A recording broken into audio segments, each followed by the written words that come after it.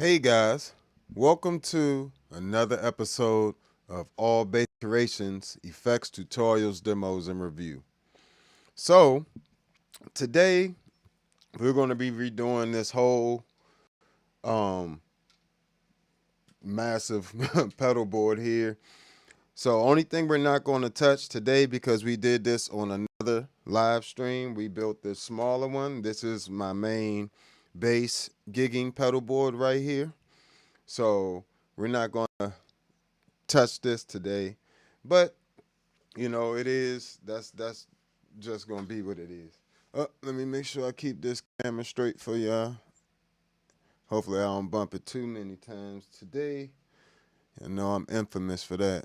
So all right, so first things first, we got to get these pedals off the pedal board.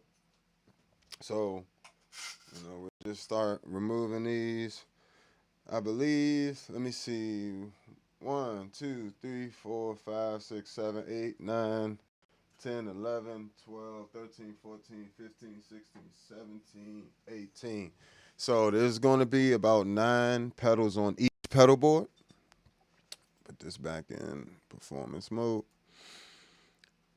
That you'll be able to, it's a lot of options here. So these are all the ones that's going to be up here, but they'll be in a different order.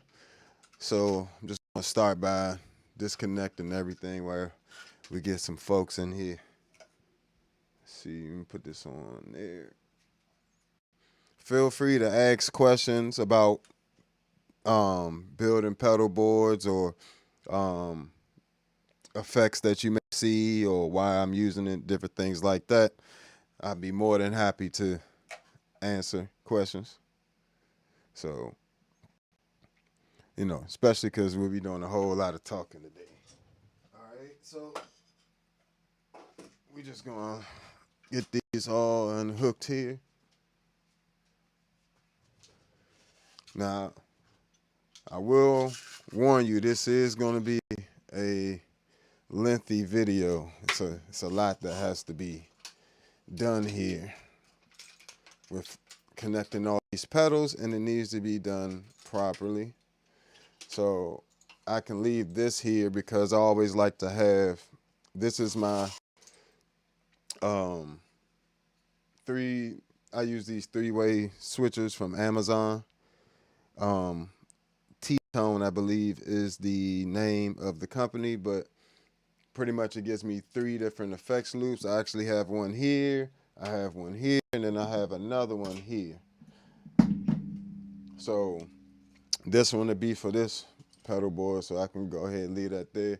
Not tacking it down just yet, but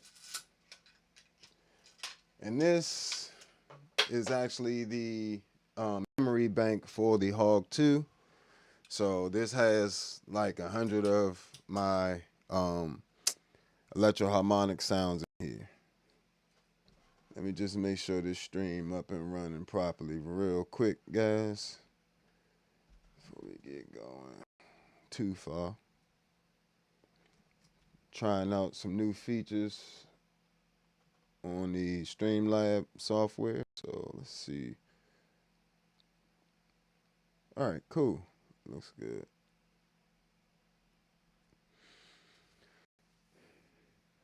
All right, bet. Refresh this chat real quick. All right. So, but yeah, this is very useful when you have a Hog 2.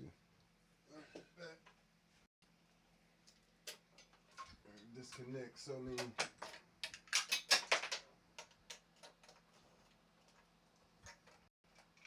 many cables. This probably won't be there. Of course, this is the amazing Hog 2. I can recommend this pedal a million times because it's just it's so amazing. Like it does so many things, you know. But of course, this is the one up top. Like I said, this is actually I actually look at my pedal boards like a module type thing where I have um so I have this smaller one. This is my main one I take. It's really easy to get in and out. Like I set this up just as easy as setting up one pedal, right? But I want to have access to my other stuff if I ever want to take it out, or of course, if I want to use it at home. If I have it at the house, I might as well have a way to use it without having to set everything up every time. It's kind of annoying when you're in your creative mode. So when I get to creating, I'm not trying to um I'm not trying to be doing this. So got the amazing Electro Harmonix V256 with my favorite vocoder pedal, and I'm going to start using it a lot more. Got some tunes that this would be really nice on. So, and mind you, we're going to put all these pedals back. I'm just removing everything so I can. I'm not going to redo the Velcro or anything. I'm not one of those people that redoes the Velcro every time, but it is what it is. So then got the MXR bass envelope filter, great analog envelope filter. Got the Spectrum, which is a nice digital filter, but it also has some distortions, and you can get a phaser out of this and chorus, as well as it's an octaver. Oh, I'm just holding it. I'm just holding it out the way, but it's an octaver as well. So it does a lot of little stuff, kind of like the C4 synth, but like a cheaper version, pretty much. If you have a C4 synth, you really don't need a Spectrum filter. I'm just gonna say that, unless you want to use them separately, somewhere in your chain. So, all right. So got this board unhooked. I still got to come back and unzip, clip all these zip ties underneath and get that cleaned up there.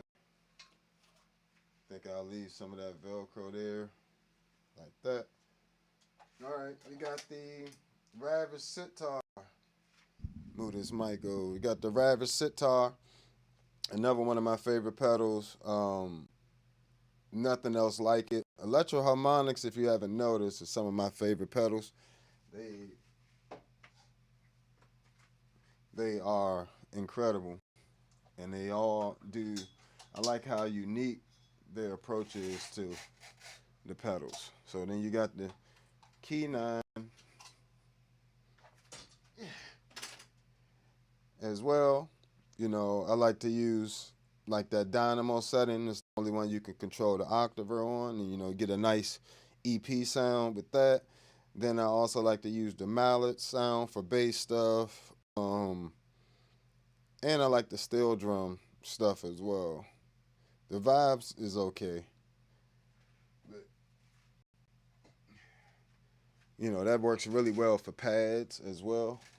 And we got the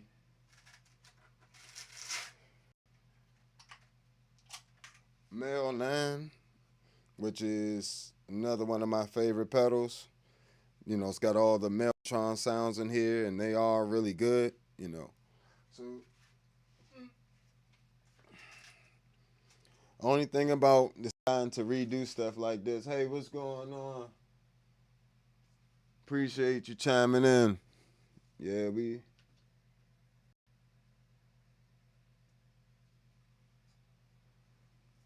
sorry, matter of fact, let me move this over. Let me move this over so I can see when y'all chatting and stuff. That way.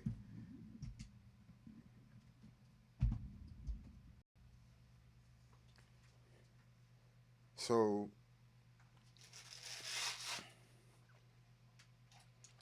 you got the Zoom MS-60B. I like to keep this on there for like my guitar sounds and stuff. I'll probably upgrade this to the newer one at some point, but I really this one does just fine for the stuff I'm doing live. And we got the Zoom MS-60 CDR Plus, which is out of the newer multi-stomp line. These are also amazing. I can recommend this to any musician. Like any musician, this will come in handy to have in your arsenal.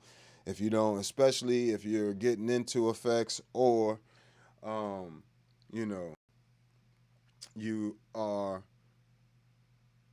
like just wanting to explore some different sounds for keys or synth or trumpet or anything. So these are amazing.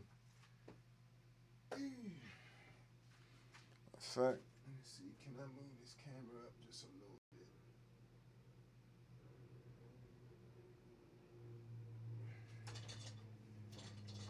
So at least I'm a little bit in the shot that way. But then we have the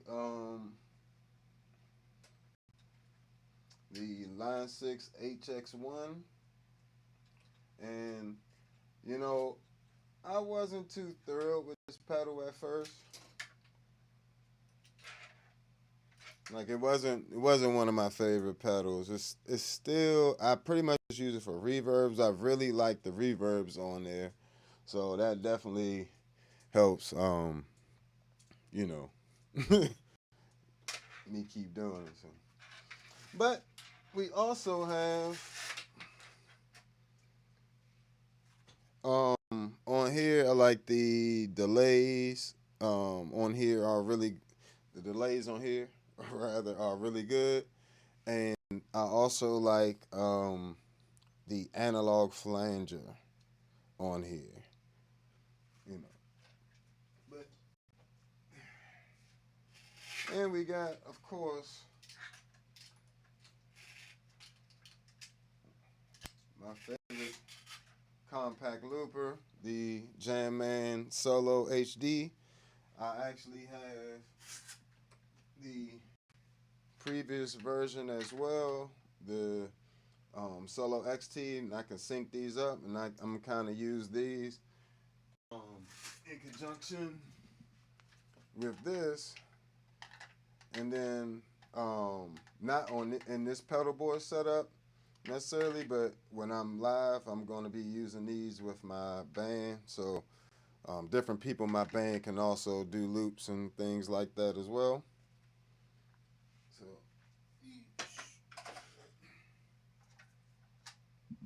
put these back over here. All right. Oh, and this is the CME MIDI HD. I mean H2 MIDI Pro. Hold on 1 second. And this is the MIDI hub of my board. I also use a MIDI captain, which is down here on the floor, this big blue pedal, and that has different presets for my pedals, and this pretty much distributes the signals from the MIDI captain throughout my entire pedal board. And underneath here is actually a USB hub. I don't know if you can see that, but maybe a little bit right there. See a few of the plugs right there, the USB plugs, and for the MIDI devices like this one that have USB MIDI where I can change presets, and that way I can have things programmed into the MIDI captain and have it changing things like this, and the HX1 along with like the Hog 2. The Hog 2 has MIDI. What else over here has MIDI? Oh, the Source Audio pedals have MIDI as well. So, you know, we got all this stuff. And this is just the extension foot pedal for the Jamman Solo. Allows me to tap tempo as well as stop loops, and of course change loops. And one of the biggest reasons I chose the Jamman Solo over other loopers is because it allows me to change loops without it stopping, and it's still within the price range, and I already had the other two Digitech ones that I wanted to sync together. So plus that Jam Man Solo HD really does sound a lot better than the XT. Trust me, if it didn't, I would have sent it back. So, you know, I'm not endorsed by any of these companies at the moment. So, you know, not saying it won't happen in the future, but at the moment I'm not. So I say what it won't, because I bought it. So, you know what's a real pain in the neck? I had to solder all these cables. All these cables and stuff, I've soldered personally. So, you know, it's a journey. And luckily, I didn't have to do them all at once. You know, as I would buy pedals, I would solder pedals, or as I needed them, you know, or once I really got good at soldering, I redid all of my cables. But that was the only time I actually redid all of them at once.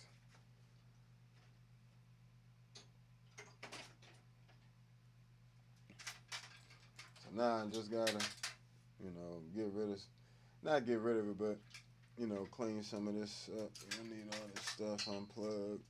More stuff you can just have unplugged, the better. It's not power going to any of the power blocks underneath. I can show you that as well. For real, ideally, see, this is why I always get in trouble, man. These daggone ideas. This is the ideal pedal board for me to gig with. You know, that's the hard part. This is like I'll show you it once I have it. Oh, I forgot. I got this canvas stereo over here just hanging out. Canvas stereo.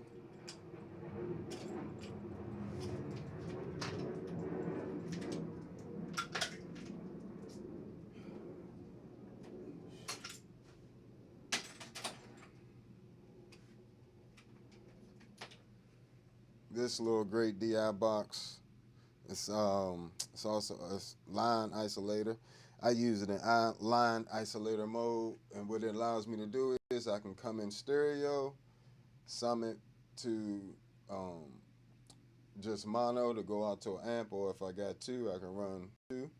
You know, press of a switch, and I can also run stereo to the house or run just straight mono to the house, and it can be a DI box and a line isolator, pad, ground lift. Great, great clarity. You know, actually adds. It doesn't add anything to the sound. It just adds to. It makes sure that your sound reaches the house properly. So, especially when you're using amp models like I do with the ToneX and stuff like that. So, put that down there. Also got a little riser right here. I probably will keep the looper right here because when I'm gigging, I like to have my looper close to the front. So let's just clear out these cables. I like this little pedal board. I got this off Amazon as well.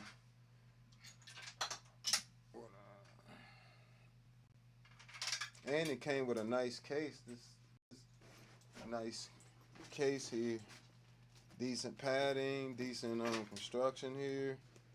You know, even got a little rubber feet on the bottom compared to this little flimsy case that came with another one I won't mention. I just use that to carry my Zoom B6, which is in the bag now.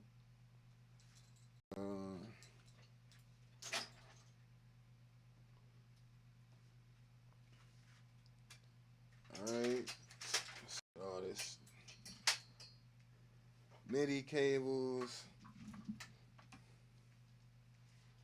We're gonna put the MIDI cables over there just to keep everything a little separated. Putting all the audio cables on the motif, and then we're gonna,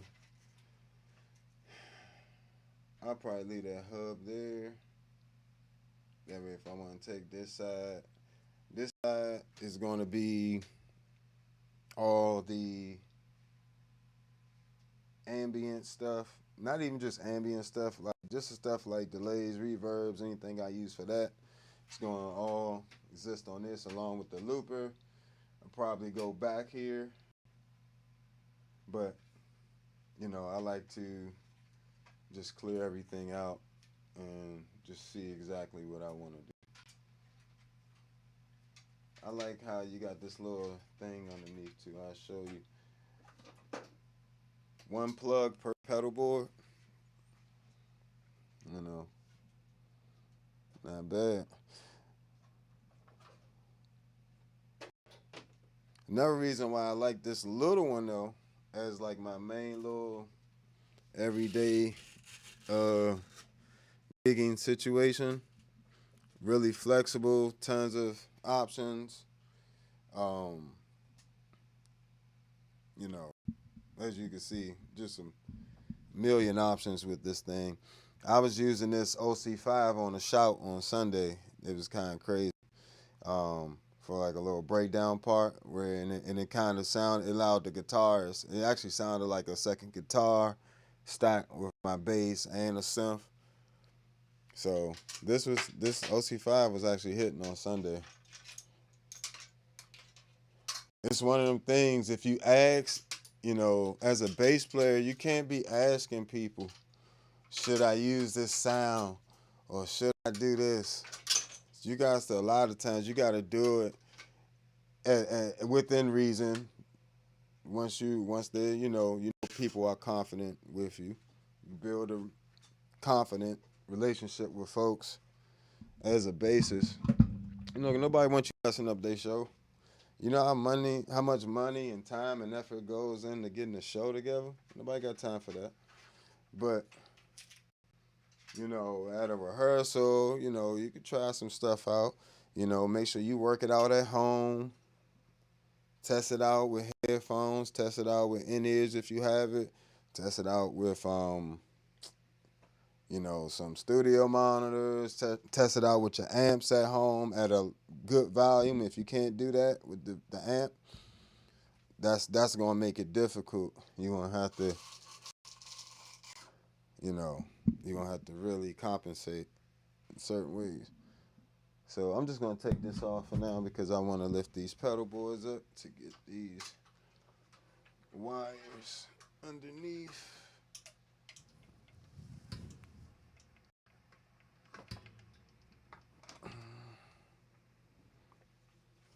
So, matter of fact, did I unplug this shit? Yeah, I unplugged it. Let's just fold it like that. We can see it a little better.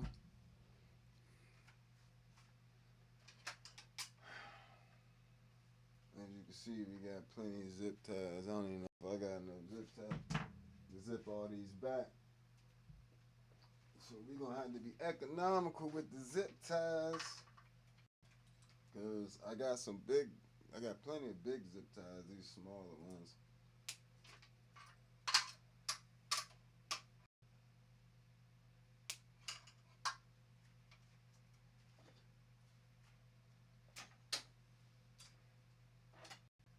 There's a lot of cables.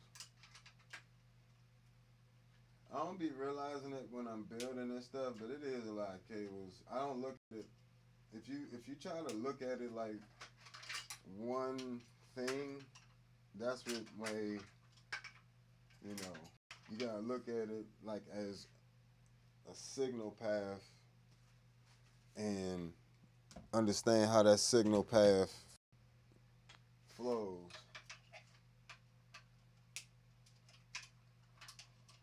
And luckily, you should subscribe, like, and share, because how many people are gonna rip apart their whole setup just to on camera. You know, this is gonna take a while. This is a commitment, right? I ain't gonna lie to you. This is a real commitment. It's, as you see, lots and lots of cables. Luckily, when you build them yourself, it's a lot less surprises. It's a lot less surprises. Let's see, all these power cables.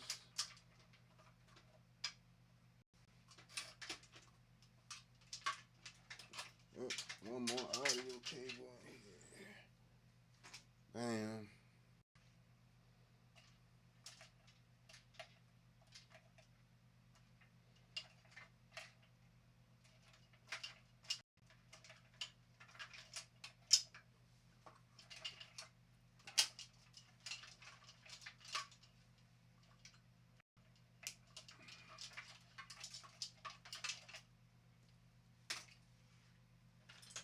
A lot of power cables.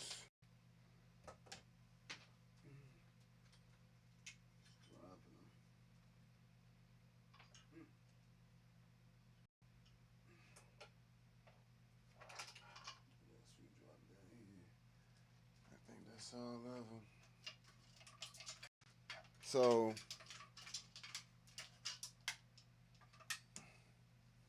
all right.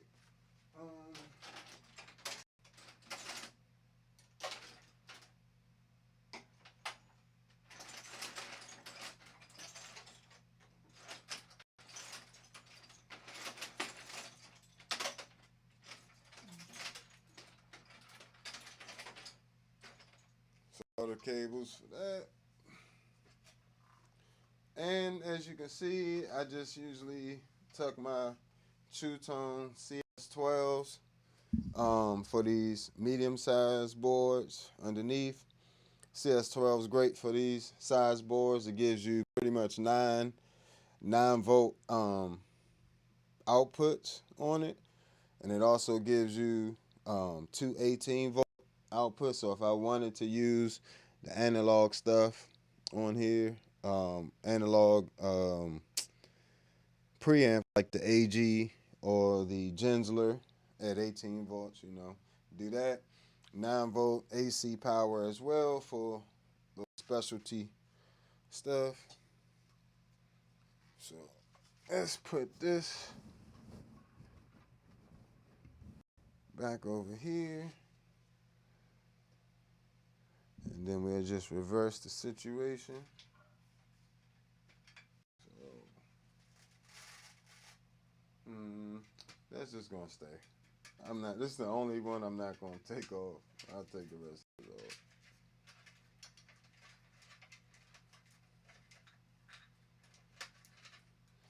So the cool thing about this one, let's see what I got that running to.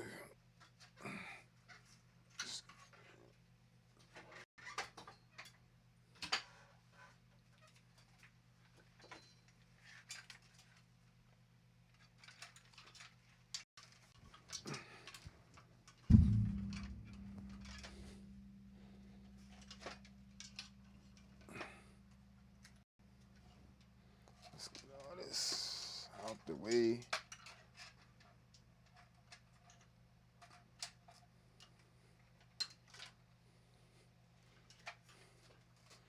That'll be fine. All right, so this pedal board, same size but a little bit more, a little bit better. You can easily just take these, unscrew these, and bam, bam, bam.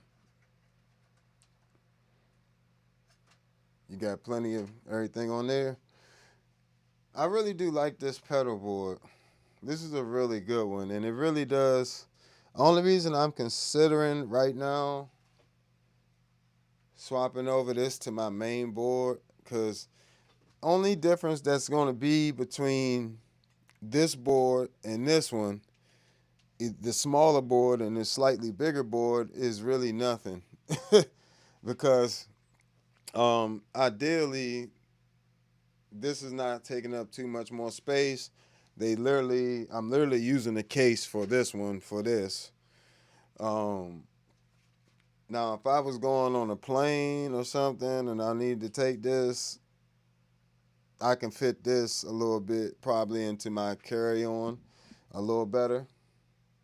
But just for like your regular gigging around town, this is not even a huge board, you know what I'm saying? So, but I just put this together and it's so precise and just ready to go. But um one thing I do like to have is my switchers on here. I can't have my switcher on here because it doesn't have enough space. And it does have the pedals. It took a lot of finagling to get this pedal board at this final little iteration. So, but I make pedal boards to take them apart, so it really doesn't matter. I mean, y'all give me a few more likes on here, and I'll switch that over right now. And this is a good time to look at, check little bots and stuff on your inputs and outputs. You see any that might be a little loose.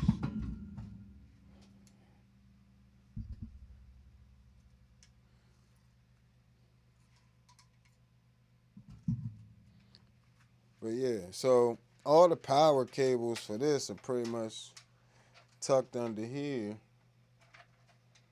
real nicely. Matter of fact, while we working on it, we can just take this off and we can see.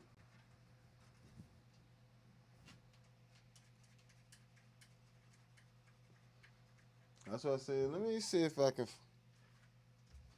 find that and post it in the chat real quick for this pedal board. Because this is a really good pedal. It wasn't expensive either.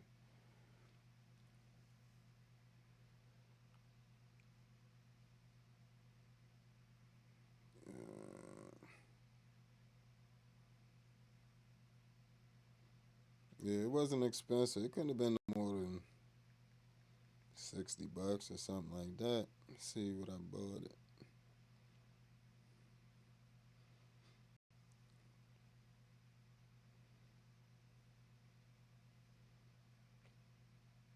Oh, they don't even sell it no more. Dang. I was trying to put y'all on, but this is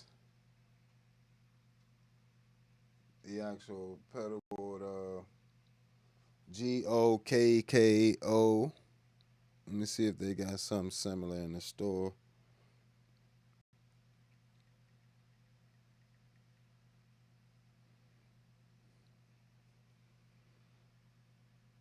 Yeah, they do.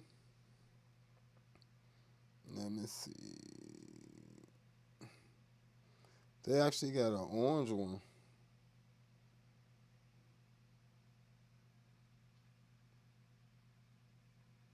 Yeah, that orange one's pretty cool. Oh no, they got it orange and black. Okay, cool. And they got it in a couple sizes, so I'll share. Let's see. And it comes with Velcro and the case. Yep, here it is. Found the exact one. Yep.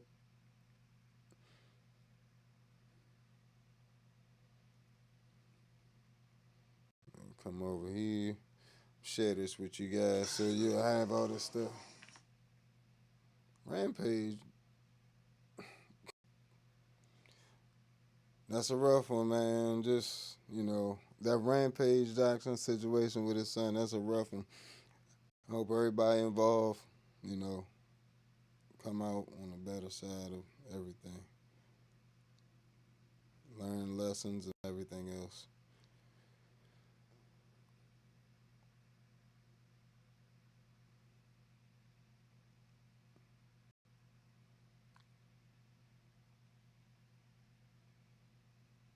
So, bam. that's the pedal board there.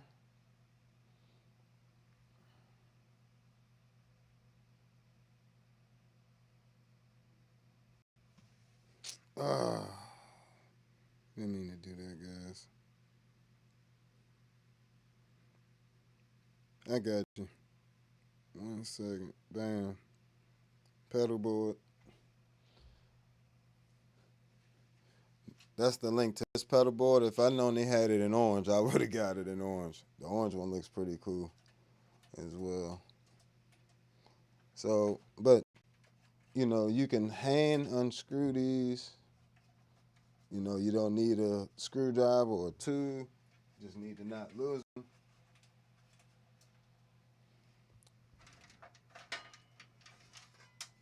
Just comes off just like that, real easy. So, what I like to do, you know, from when I build custom electric bikes and work with people that build things, you always want to just put these little screws back in place if you can. You don't have to remember where they are. You don't have to remember where they go. Okay. So I do have this Velcro down here as well. So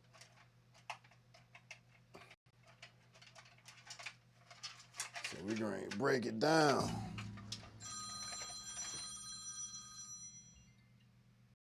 Going to break it down.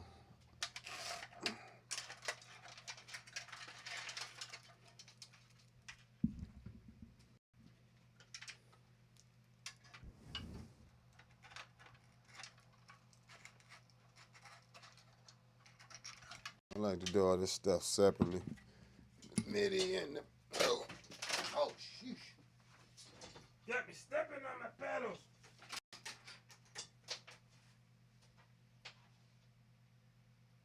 Yeah, everything good.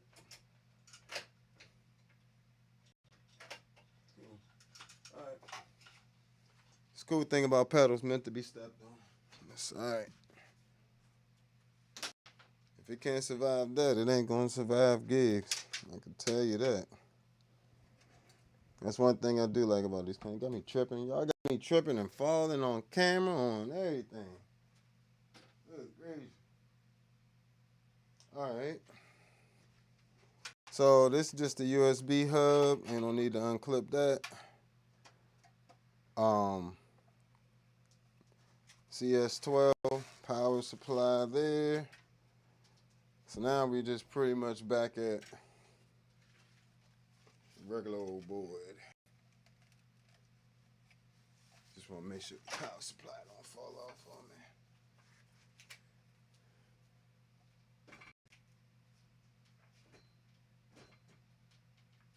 me. These are just regular old keyboard stands, by the way. So, all right, in here. All right, let's start doing some planning now. Okay, we got, well, let's start with these. Like we said, we just gonna do like a rough little layout of the boards, how we want everything to sit. You know, try to be pretty precise. You ain't gotta push it all the way down. But things like this, you want to line up that jack so it doesn't. You can do it two different ways. I actually like to have it a little bit back for this power supply. So when I'm putting it in the case, you know, it doesn't hit that little. It's got a little power supply for that, or input there. So, and then I can just let my 1/4 inch hang this way or come out if I'm using a straight one. Like that. Same thing here. Just want to kind of get it a decent place. We know we want our looper here as well. I'm not necessarily going to do this in order per se.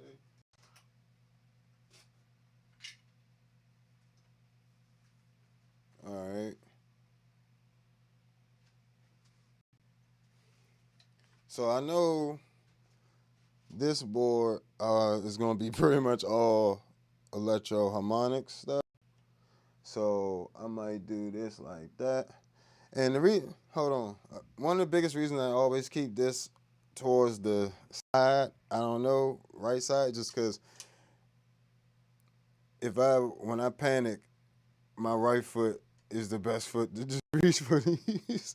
So I always keep them on the right side of the boards. That's just me though. It's not for any particular reason. I could put it here in the middle, but I just like them there.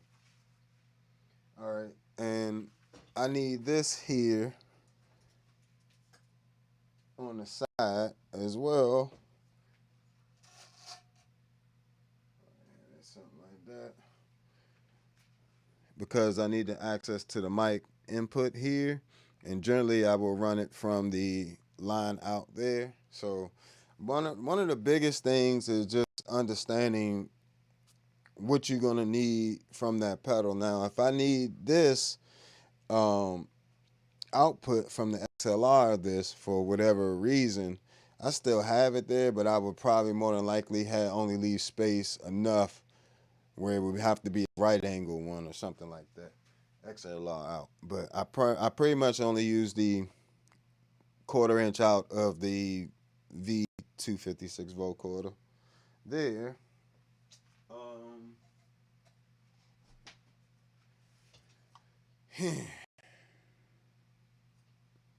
I know these are going on real soon, but this, now, I do like my Hog 2 to be in the middle. For some reason, it just looks better.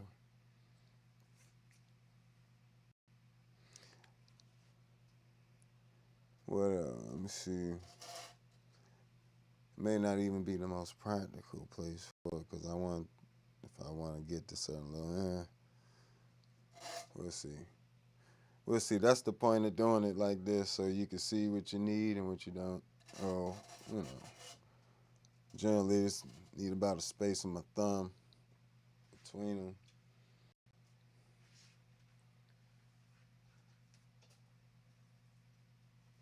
Only thing about the electro harmonics pedals, they are big. They're not little pedals at all. No, can't get that there.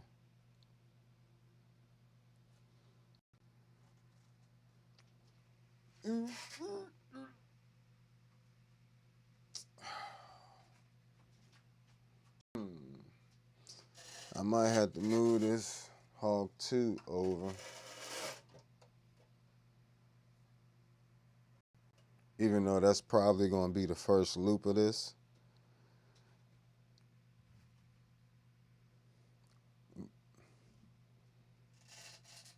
Oh, that actually fit there like that. Okay. That might actually work. But then that's going to clash with that's not enough space there. I will have to use pancake jacks here. We're just doing like a little dry fit type thing. Let's see.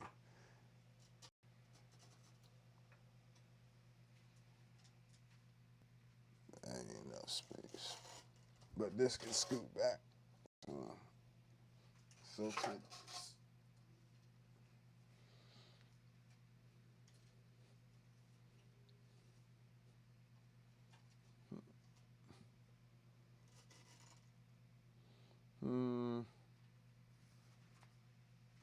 Just because all of this is typically one loop, I typically come in the key 9, male 9, rabbit sitar to the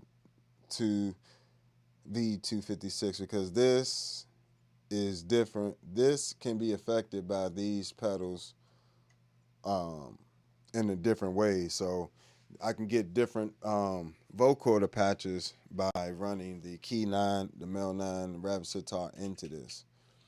So I think that'll work. Unless I do actually end up doing this. But that makes me, I hate trying to plug in like that. It's irritating. Unless Well, I won't be plugging into that. I plug into this one first. Ah.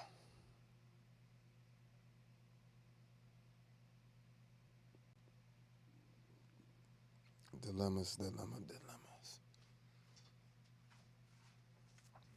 And I can only do 9 pedals per board, and we're already at 6 on this one.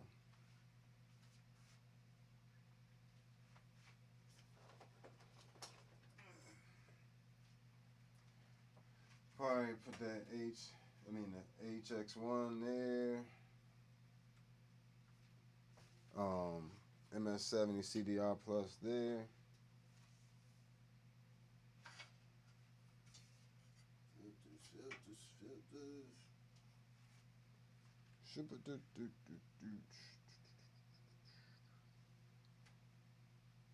Might put that there. The filters don't really, for me, the filters don't really make a difference with order. Only order I might put to the filters is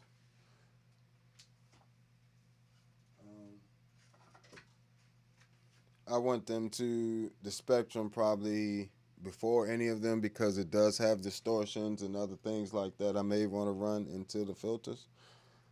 So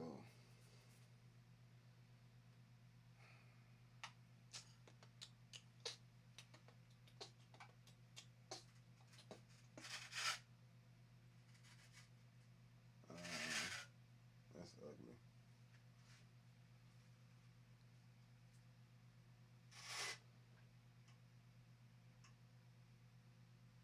I do want that there.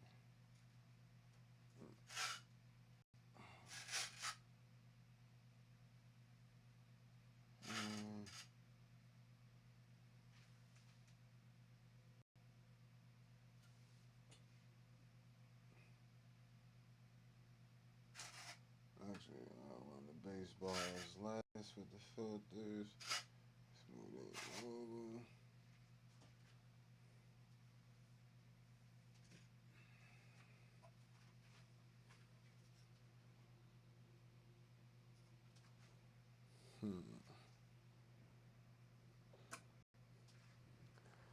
May do this like this.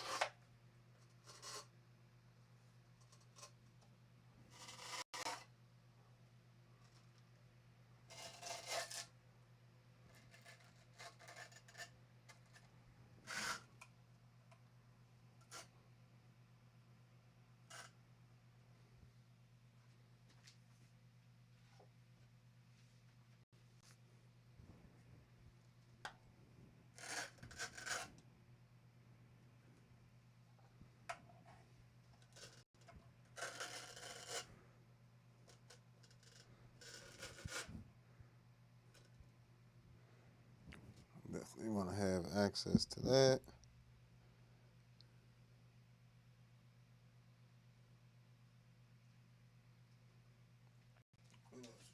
MXR layers,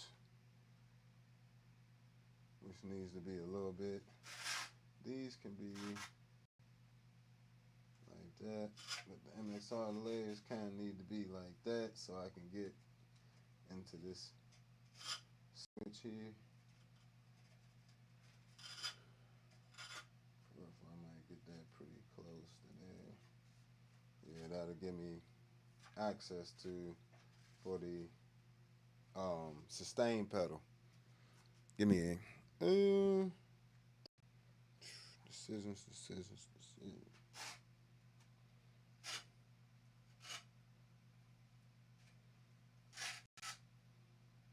They ain't doing nothing.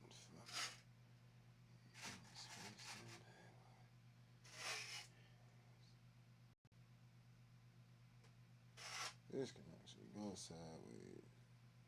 No. Cannot. Okay.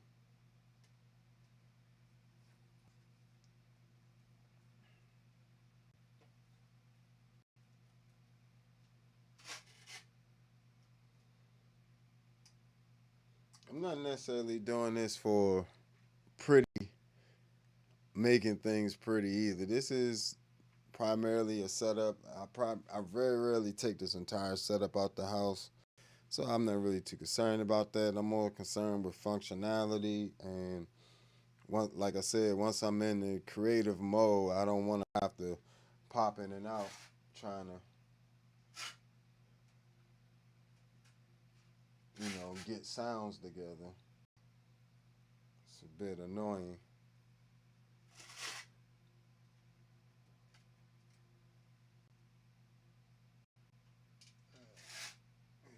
Got some space there. Space there.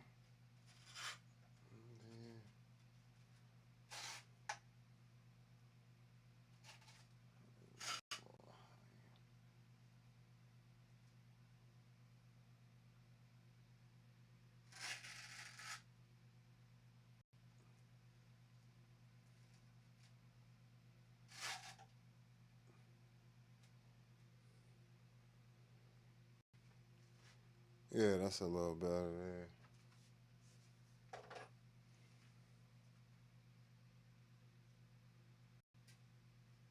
Running MIDI out of there.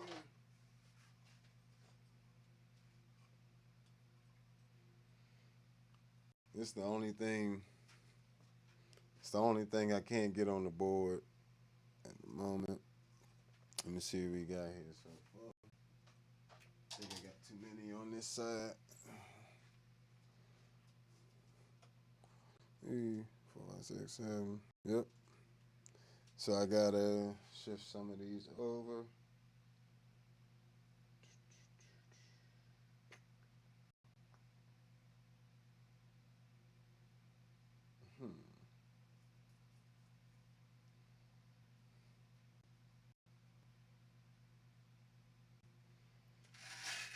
We can get the spectrum.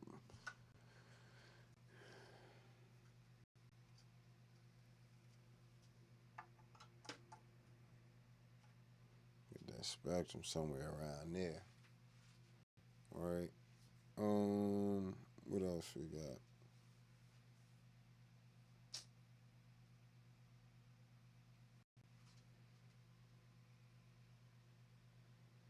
It's tough making these decisions, guys.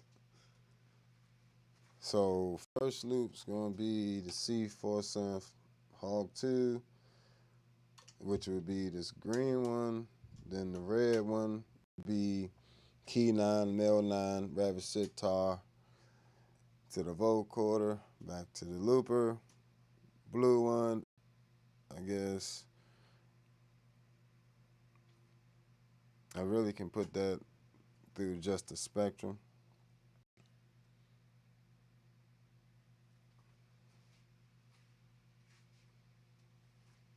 Yeah, because now we got 1, 2, 3, 4, 5, 6, 7, 8, 9, 10. You can't have 10 over here, so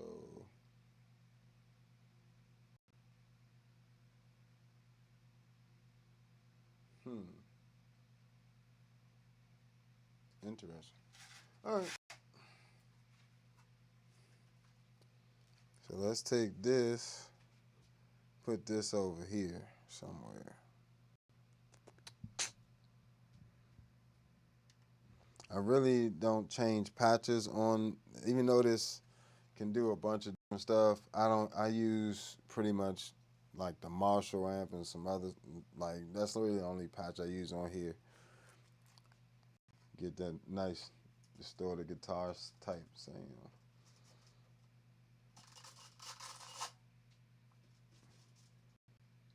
That could work. Like I said, it's not the prettiest. That'll just make that a lot easier.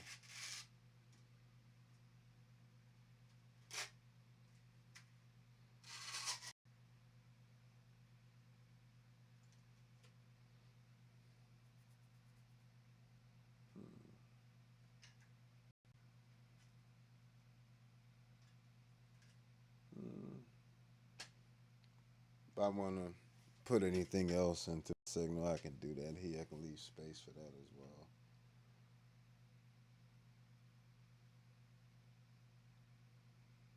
Yeah, there That covers that. That covers this. Mm.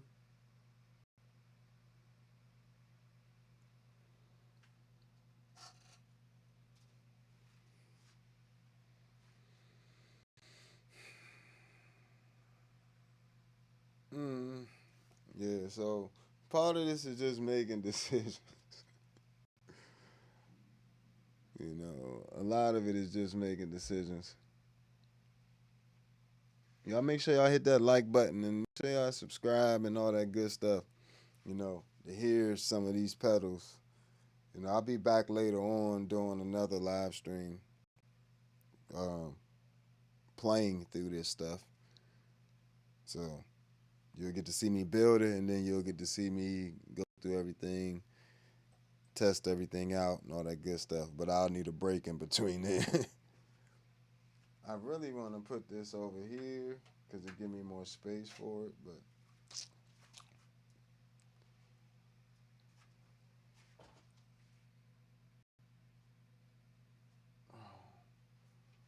I put that there.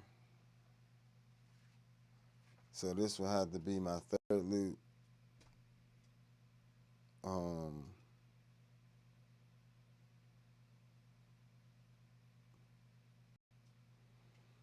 Hmm.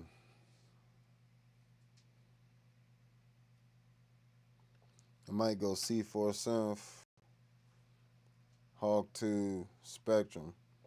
I know that's kind of random to have a filter right there, but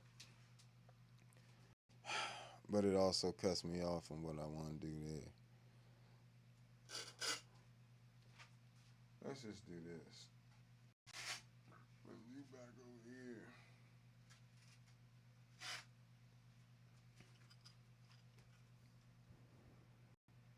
I don't know if this plug will space that need.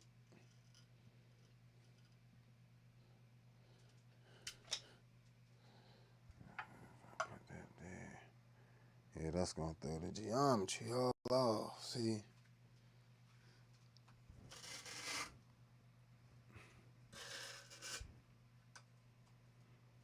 That could work. I don't even. That would just barely work. Let me see.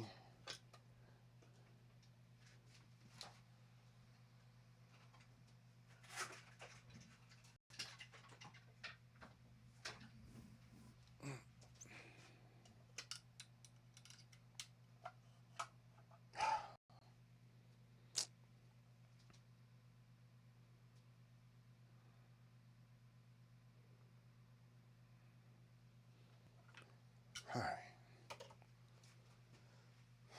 Okay. So it's always a slight dilemma somewhere.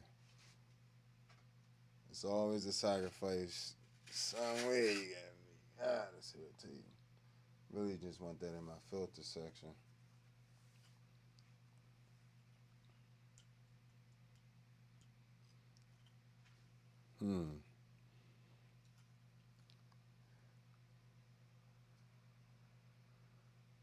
Yeah. I gotta either put this back here, and that looks like what I'm gonna have to do. Put that back there.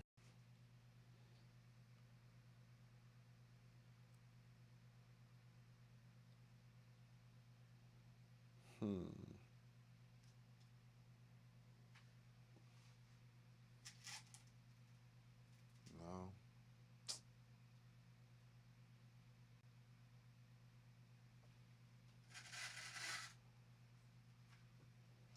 Yeah, I suppose I can just have this here. That shouldn't be a problem.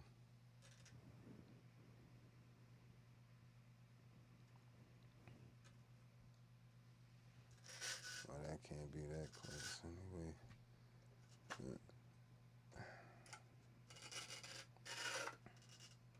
I had this thing in here.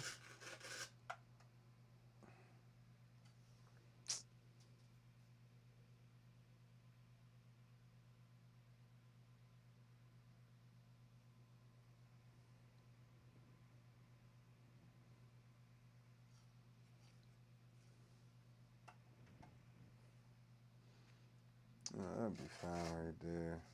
Scoot these up. That'd be fine.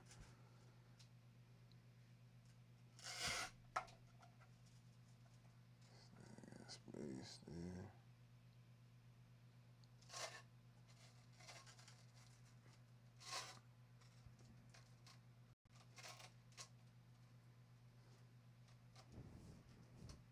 Okay.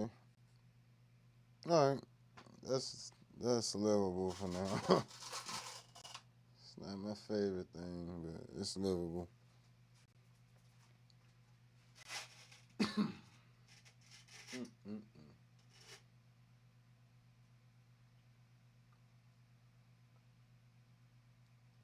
out of here, man.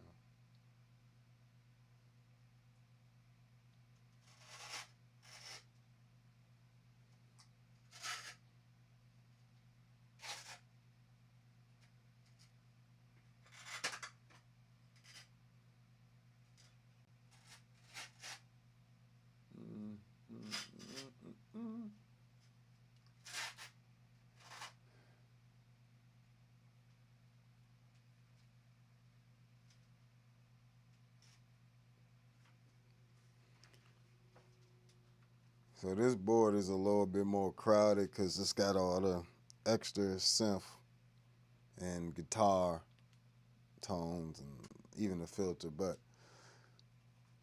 that's okay because we got more space over here, and you know we still got, let's see, we got one bank.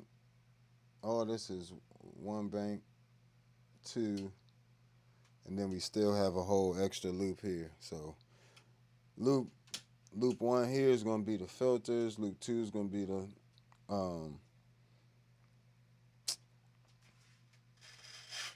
heck.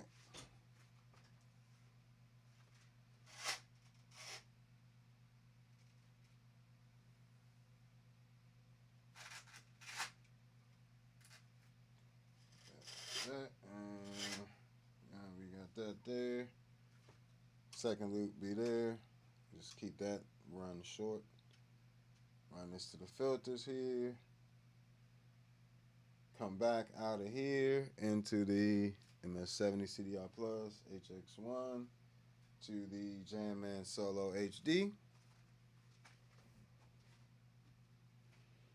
All right.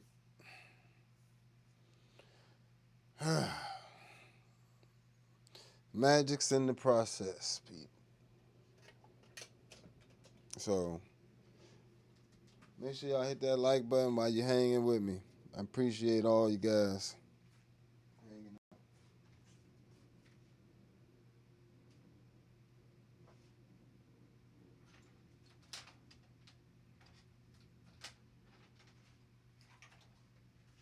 So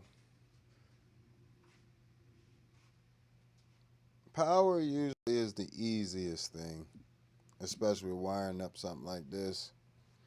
All these pedals in particular are 9 volts, you know, so all these pedals and devices rather are 9 volts. Now you do have pedals that are 18 volts. So like what I would recommend when you have to use the 18 volt output, use these red ones. Use the red ones. These will save you from messing up pedals and different things like that. You know, and then use the regular ones for, you know, different things. So, you know, the purple ones are longer.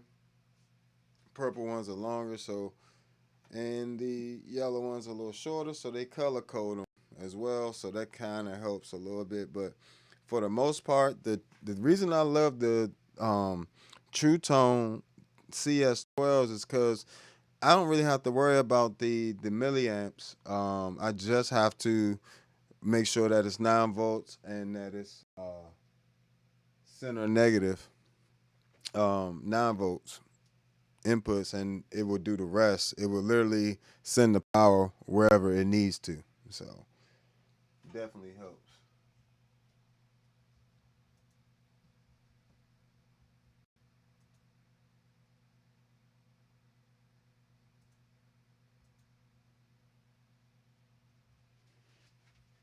Still good here. All right, bet.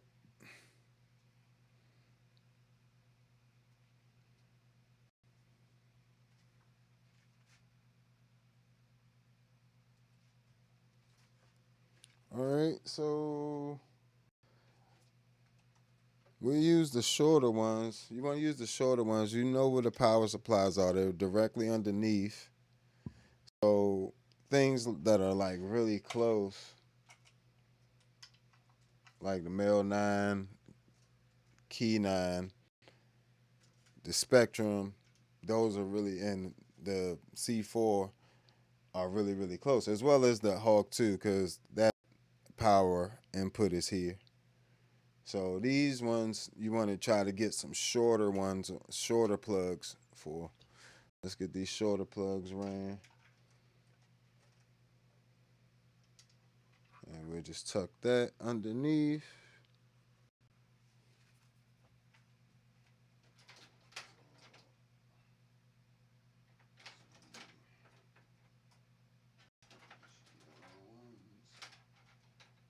We also got to leave a few shorter ones for over here as well.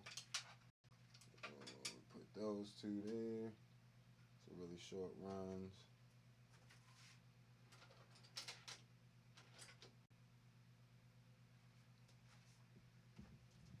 Now this doesn't necessarily, this won't affect anything.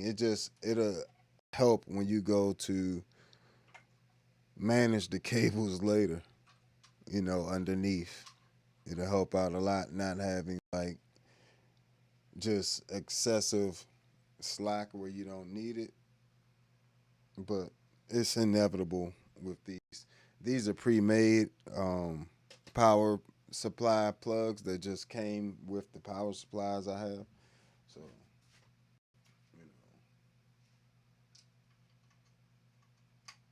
everything's gonna get power anyway.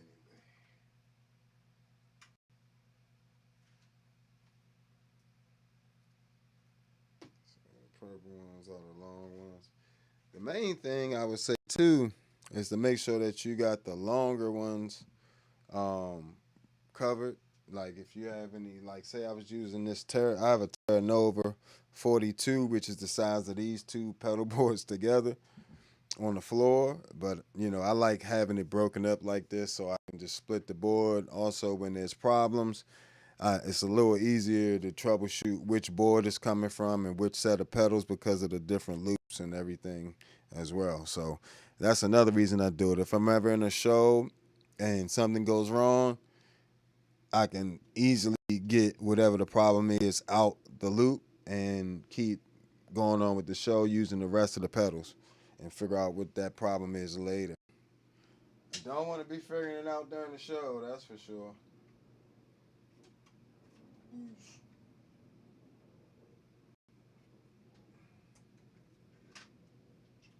Just in this one like this.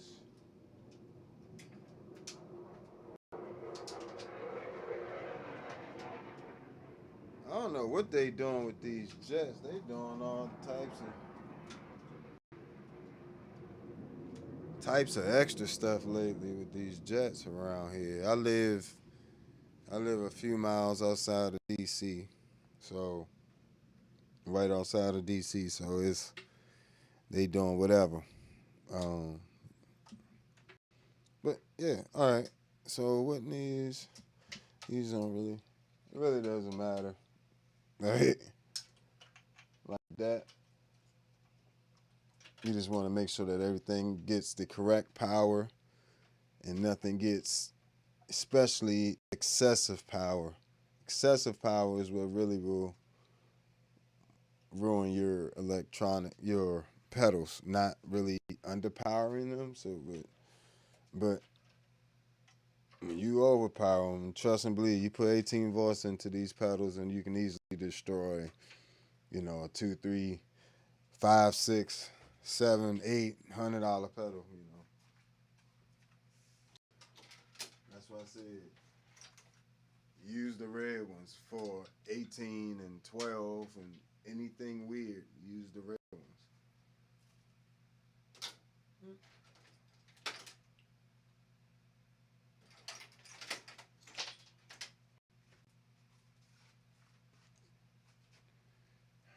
I just don't have enough short ones. That's why I said I more so rely on cleaning this up later than I do being particular about the power supply length. If I was building this for somebody else or like a permanent board, which they never are, I can move this over soon and just have that power supply there flush. That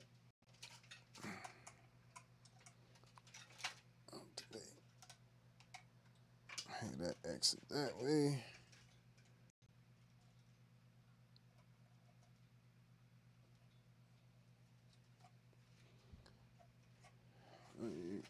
MS-50G powered. Let's get this. Hog 2 powered.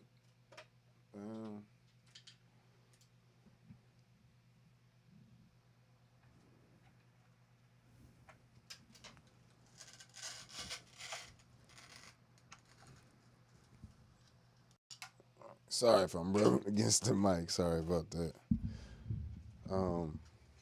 C4 synth powered.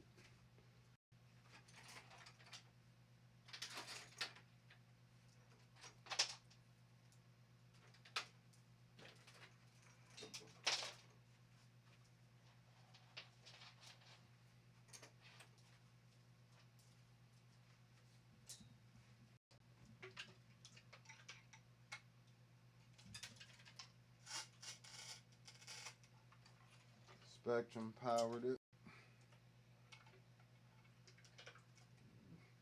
I just drop it down into the crevices. I don't even be too fancy with it up top. I just try to get it to the closest gap and get it in there. Take the rest of these.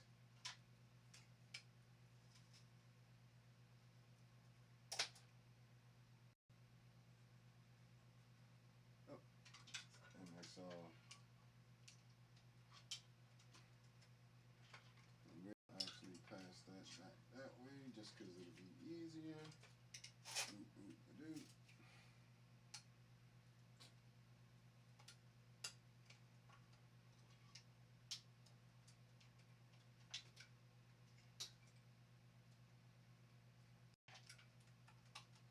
Buzz balls.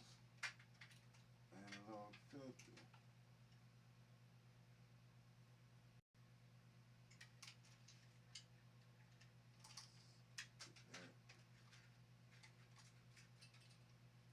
Jam Man Solo. Let's get this CME right here. Smack. Man. Oh, sorry. Just get the building. 3-way effects loop.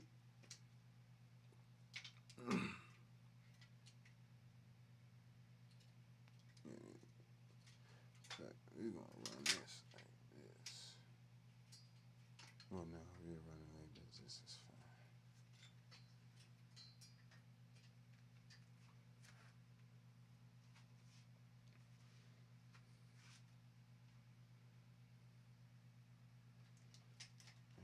Anything else? Oh.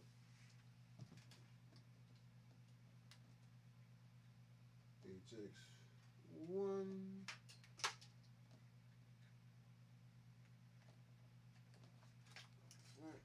No, I'm not gonna run it through the side gap. I'll run it through here and just keep it close. If I need to move it, I can.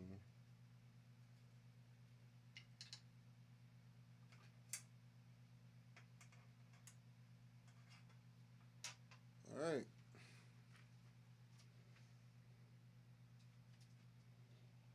So we got power ran to everything.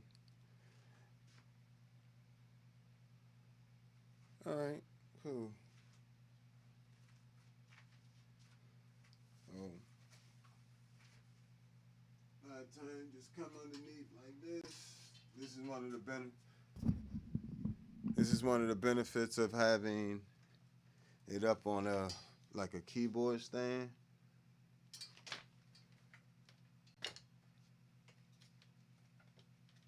You just gotta make sure it's centered. It ain't gonna fall off, you know. That's the main thing. All right, that's cool. That ain't going nowhere. That actually fits perfectly. But so now you can really see what needs to get the closest outputs to where it is and what has plenty of length to make it across somewhere else. And this also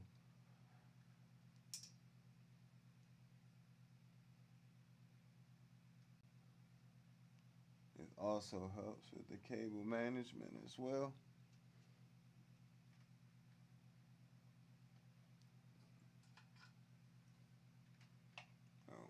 And again, all I'm doing is plugging in to the 9-volt slots on these CS12s, not the red 9-volt slot,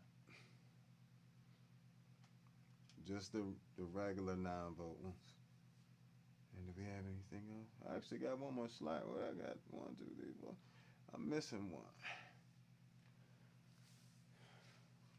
The MXR. I gotta get MXR hooked up there.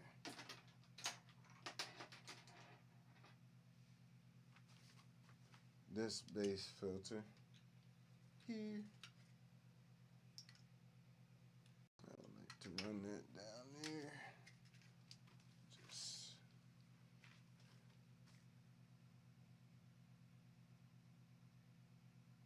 oh, you know what? I'm lunging. I think I gotta put that slot back on. I forgot all about that. So let's do it.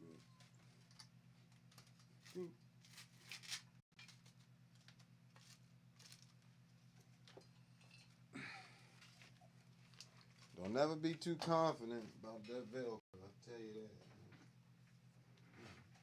Especially like if you ain't really smushed it down. But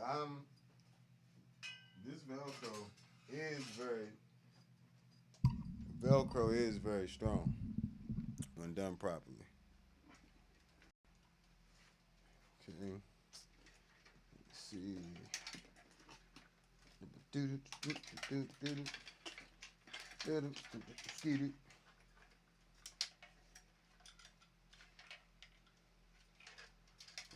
Play all this out real quick. Except for the ones that came through the middle.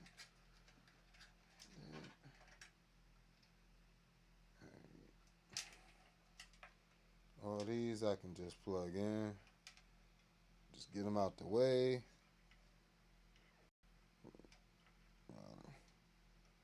Again, just make sure you paying attention to what you're plugging, which power supplies slot you're plugging it into. So it's good ideas. Put that up there.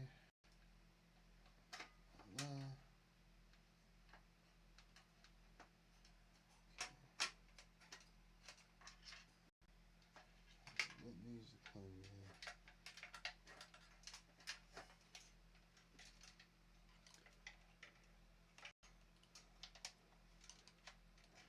I might send this feel right here.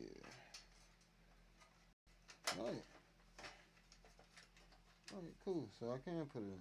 Okay. Alright, cool. Bam. Bam. Bam.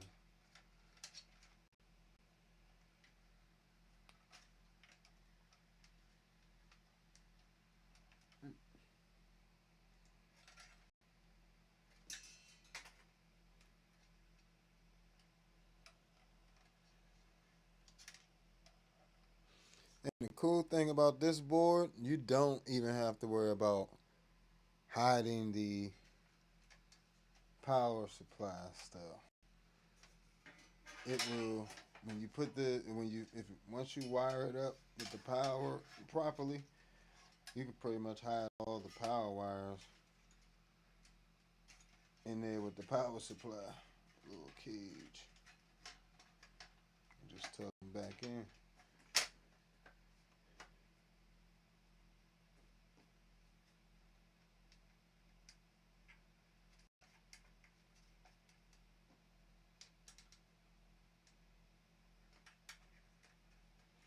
And it has like an extra heat sink type effect as well because it has the metal plate on the bottom as well. So it's like the metal plate takes some of that heat stress off of them. If it is, any. I haven't noticed any personally.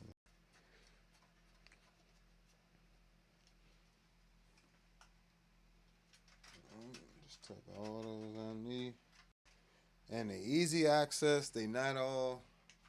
So if you look at it, it's all I did was put the plate on, and all the power is now pretty much, hidden underneath. I can tuck it next to the power supply. It's just a lot, you know. Everything's protected, it's also protected a little better,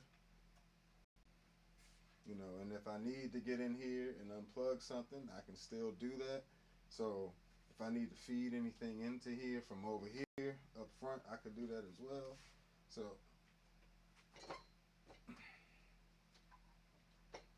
that's why I said I want to probably going to end up getting another one of these as my main gigging board, just because it's just so convenient. It's just so convenient, and even right now I'm having second thoughts about doing that. I'm like, why don't I just put that on the Terra Nova, especially because I'm not moving all this stuff, and then yeah, I might just do that. I know I just did all this. Ah, and this happens when you're building your own pedal board too. Like you get new ideas and you be kind of want to do different stuff. I kind of want to just transfer this main gigging board to this one, and then I can take that down on the floor, and that gives me a little bit better access to it. This stuff that I have on here, I can literally slide over to the other side or slide it on the floor wherever. I get so indecisive sometimes when it comes to this stuff. This is such a nice, so much of a nicer board to gig with, and that would give me more space than for the other stuff. But then when I want to take this side of the board out the house, it's gonna make my life a hassle.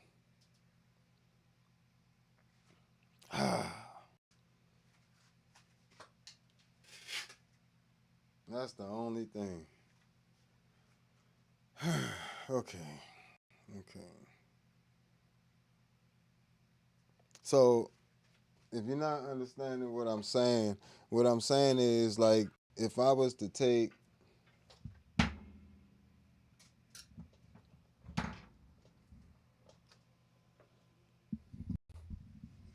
I was to take this, oh, I don't want that to fall on your foot.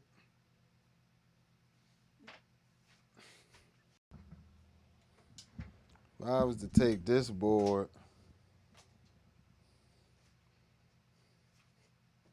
so this the smaller board here, you see how much more pedal real estate I would have for just my regular gigging rig, which is powered by CS12 underneath, and I got a Atlas compressor that I always keep on as my last chain out, which gives me um, stereo out as well, because I running stereo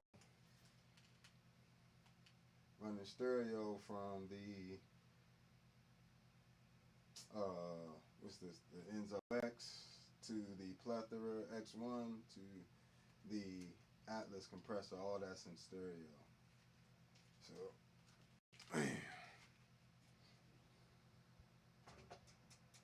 but I like how compact this board is. I really do. So I'll just leave it like it is for now. Because we already started, but that would kind of be cool to have a little bit more space. You know, I don't think all. Let me see one. Yeah, all them pedals not gonna fit on here. Man, it's always a sacrifice.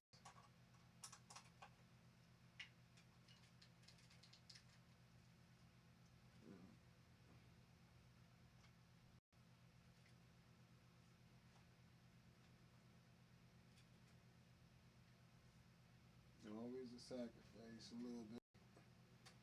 So tuck that underneath. All right, so now we gotta wire things up.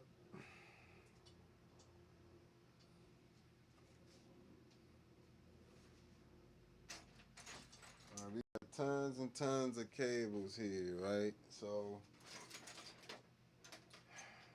we smooth this there. Just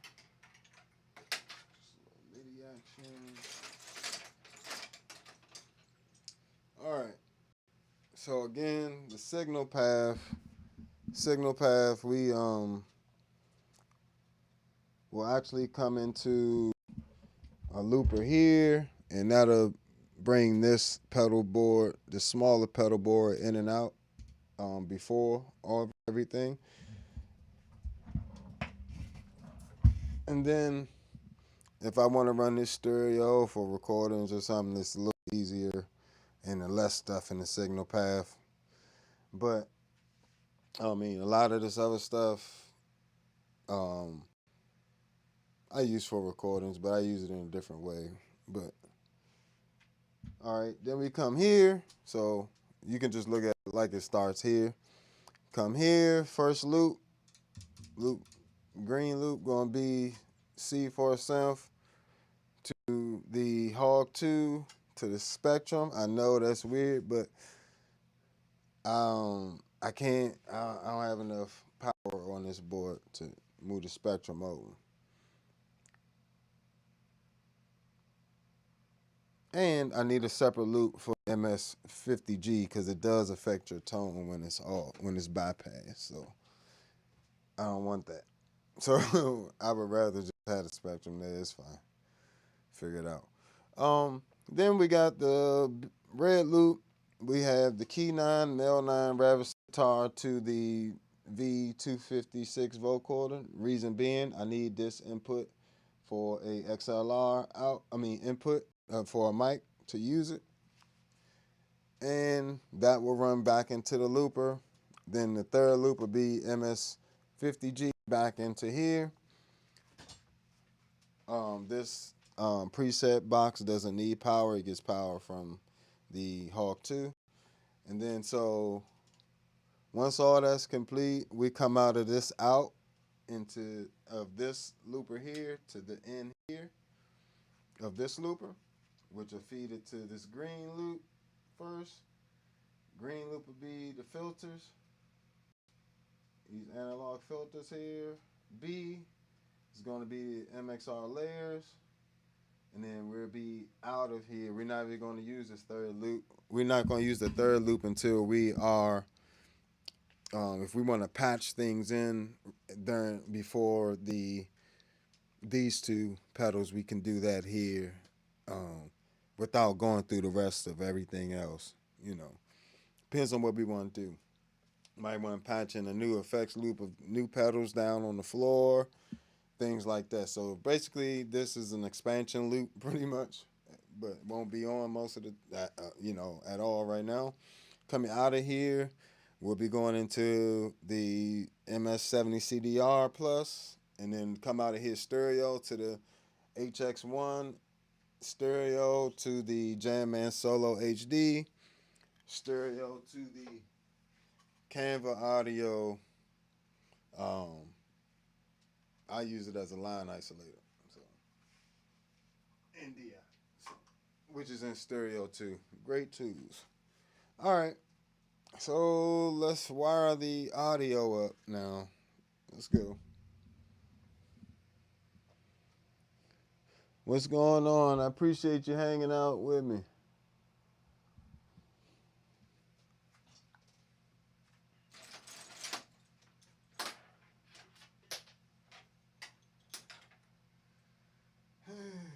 So what I'm going to do real quick is separate these plugs into um, different lengths real quick because it'll make my life easier. So I'm just going to do that on the floor here real quick. So one of the reasons why I do this is because, as you can see, some pedals are going to need really, really short cables. And right now I just got a pile of them. And some are going to need medium length, and it's just a little easier to spot them this way. So I'll turn the camera just a little bit so you can see what I'm doing here. Let me see.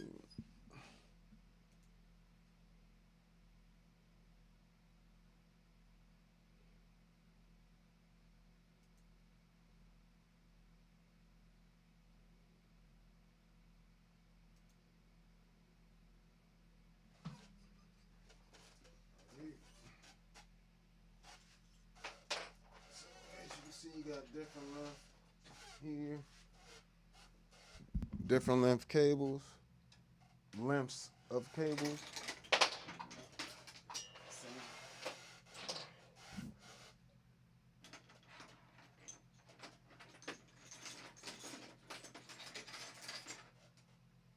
And these are really long ones, not long enough to, to use as like a gig cable, but long enough to get from, say, one end of a pedal board to another.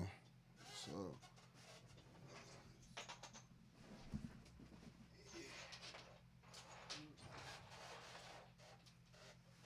there's 3 different panels. Well, it'd be 4 actually. It'd be some really short ones. Like this one is not in the same thing as those, so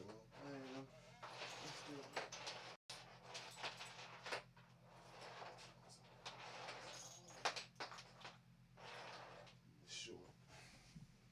So really long, long, medium, short.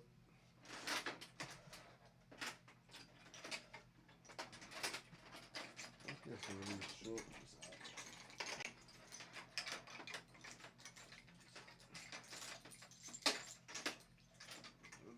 See, another really short one. Man.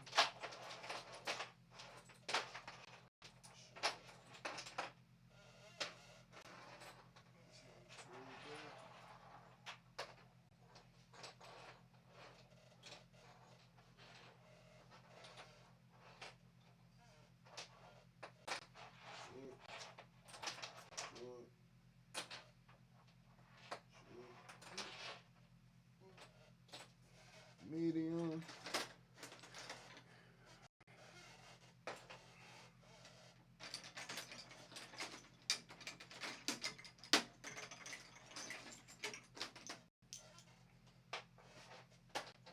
Longer one. Short.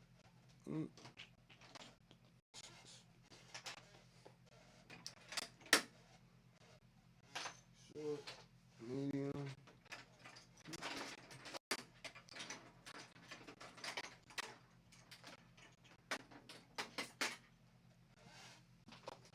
Extra long thing.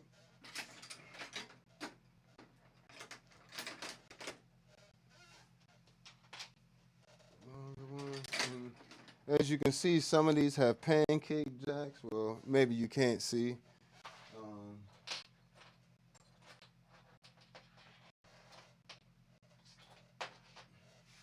So pretty much using 3 different jacks. I'm using like these regular right angle jacks. I'm using straight jacks, and then I got the pancake jacks. So, you know, pancake, right angle, and straight. 3 different ones.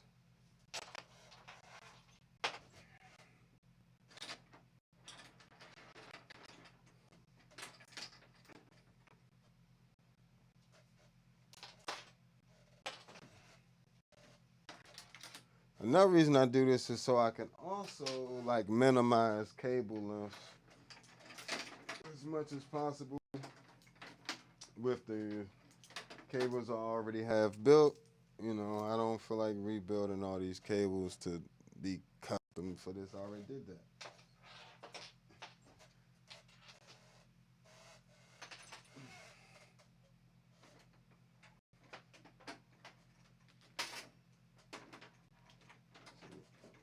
See, this is a little too long for this application. Like, this is a little too long here. Like, this is like an instrument cable length. You don't want all that extra cable, you know. Like, this is like an instrument cable. It's like 6 feet. So,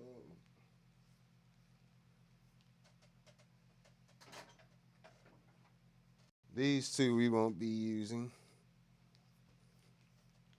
We might not use all them long. I'm gonna use as minimum of those long ones as possible. Those extra long ones, rather. The longer ones will definitely get used. But so these 3 groups of cables will definitely lengths to get used. Definitely. These are only if I absolutely have to, the extra longer ones, because it just adds, the more cable length you add, the worse things are. You just want to keep it to a minimum. So, all right, let's get back to the actual pedal board here. And we got the cables together. Now, I will say I like to, with these loopers,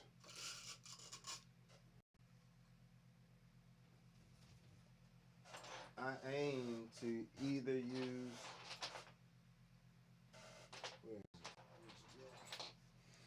I pretty much like to use either this straight jack or this right angle one.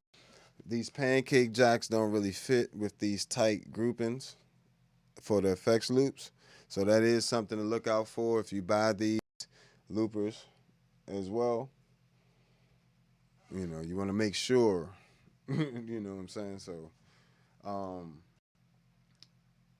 in certain situations, right angles, I mean, you know, you just got to, depends on which pedal and what angle it's at.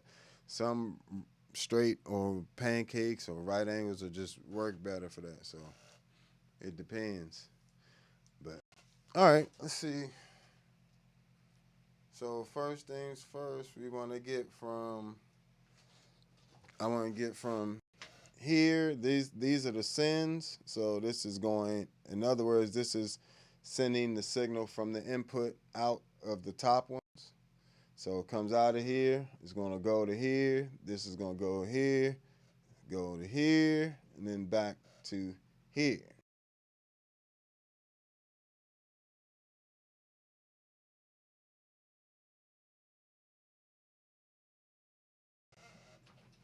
Lengthwise.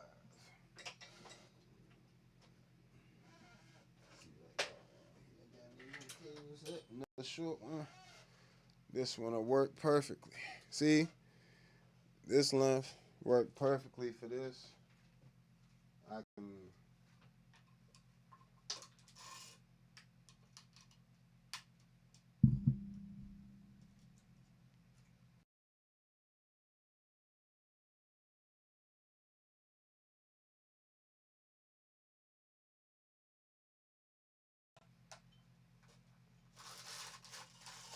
You may have to start doing a little bit of finagling.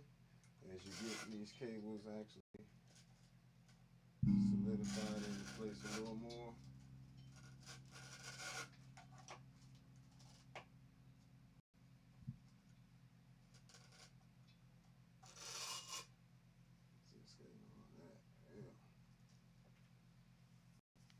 So bam. I actually want to put that a little bit further up so we got some support there.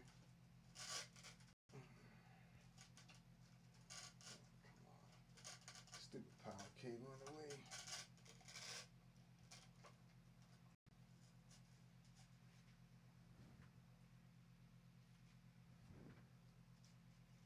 I'd rather just bring this down.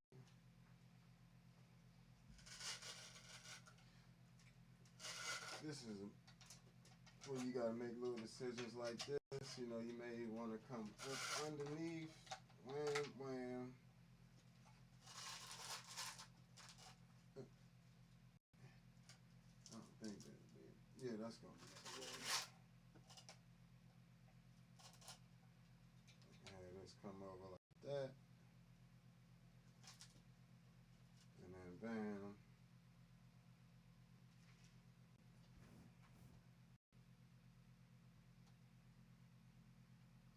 And that's fine. Oh, I need to do the power on this board real quick. It's pretty much the same process. Just plugging them in.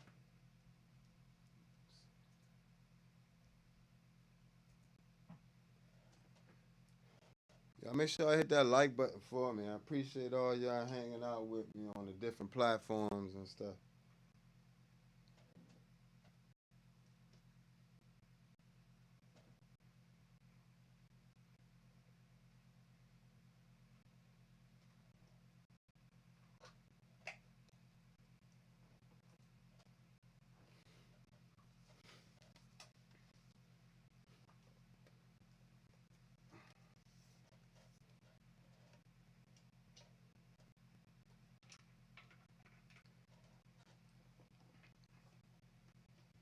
Again, all I'm doing is plugging these into the 9-volt slots. CS12 is a very versatile power supply, and it is very consistent and sounds it's very clean. Doesn't make a sound. I was about to say it sounds good. It doesn't. That's the purpose of a good power supply, is that you don't hear. You know, if you go with a cheaper power supply, noise, it could do this, it could do that. All right, go with a cheap power supply if you want to. Like a good power supply to power a board like this is typically going to cost you from, anywhere from 150 to about 250. Some of them will cost you more than that. But a good power supply is worth the investment for sure. So we got that wired up under there. Nothing zipped down. Nothing zipped tied down yet. But you get it.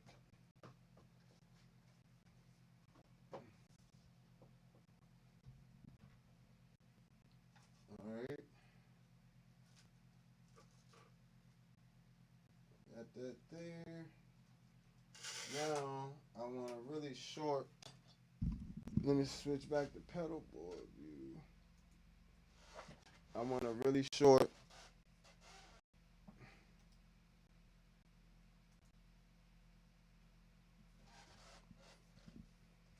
In fact, what's going on?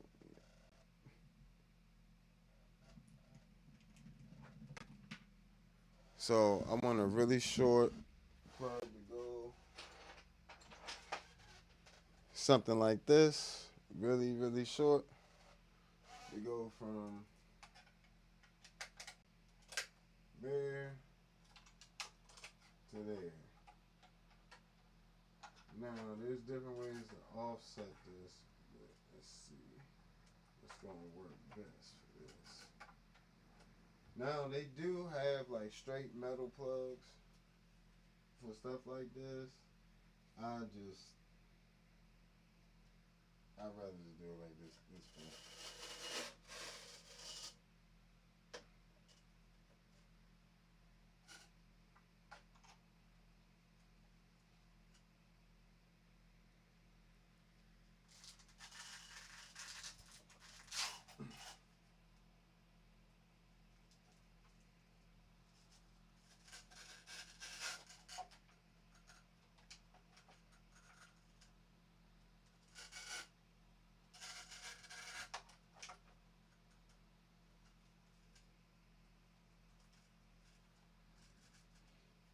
See, this is why it's Velcro and that's. This is why it's Velcro and not cement. All right. So now I gotta get. Well, no, shoot. I don't know why I wired that up like that. Oh, that might not be bad.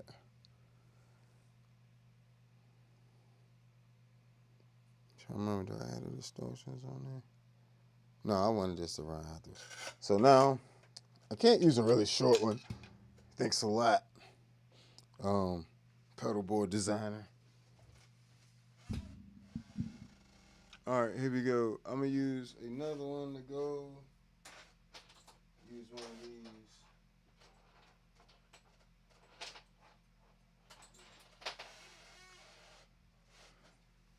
I'm gonna use something like this length to go from here to here. You want it to have a small amount of slack, just not a lot. So we're just gonna go from there. Tuck and roll. Come out here. No, dang it. I gotta come from the output of this into the input of the spectrum. And I gotta come from the output of there.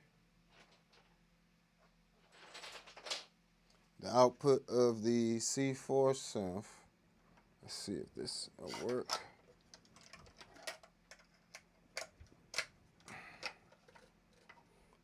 To the, yep, that should be fine. That's perfect. Yeah. Bam.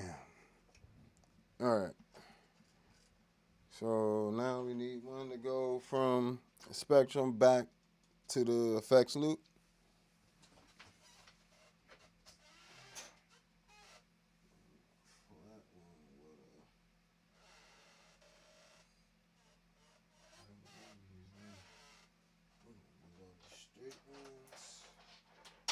We're gonna say these here.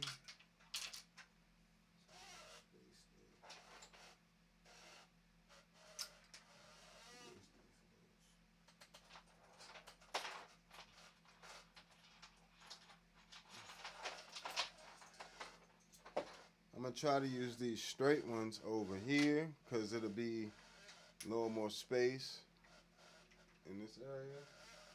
But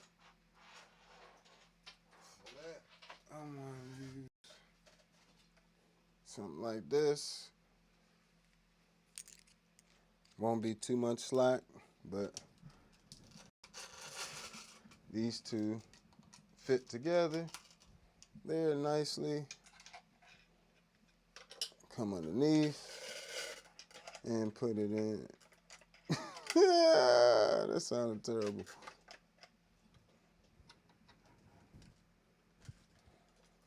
Little tight fit there. Never hurt nothing. Keeps it tight. All right, cool. Whatever.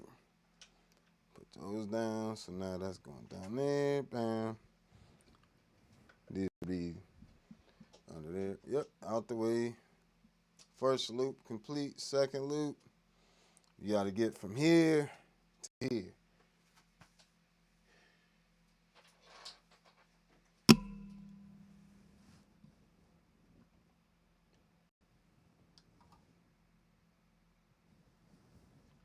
I want to try to go down like this.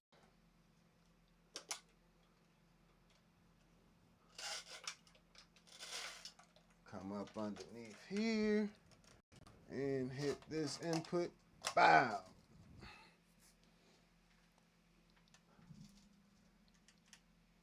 Then a short one. This will work perfect here. Look. Tiny. Bing. Then just need another one from there to there.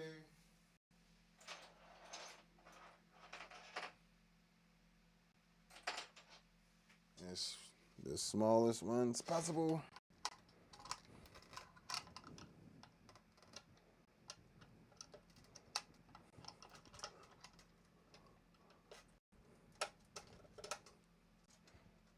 Wow. And I need one to come out of here to the input of there. That's gonna need a longer one.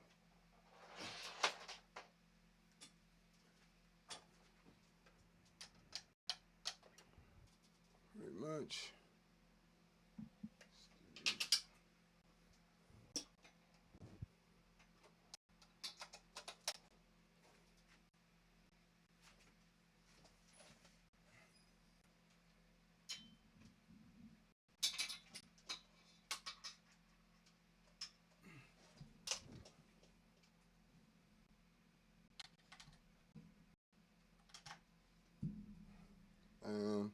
Then out of here, back to here,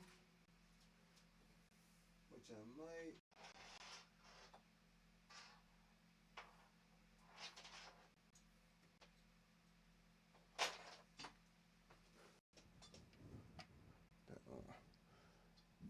This is one of those exceptions. I'm gonna use a pancake one on the bottom of this looper. You can get one in there right there, but it's got to be at the bottom. No, it needs to be at the top. Okay. That's right. You can't reverse them. All right. Let me try one of these straight ones.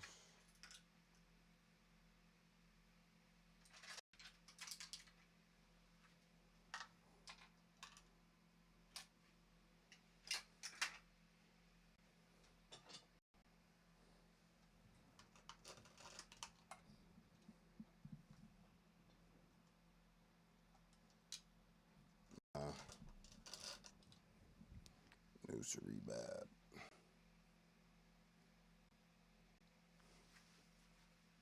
Okay.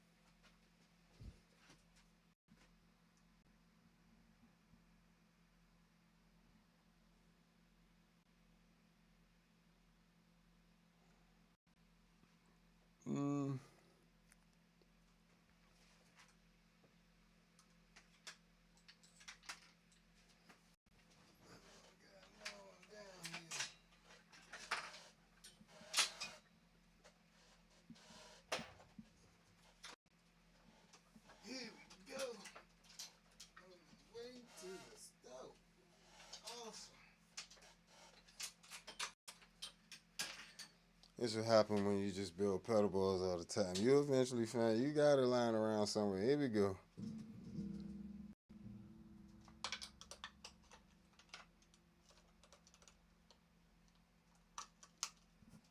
There. We're going to come underneath. Up.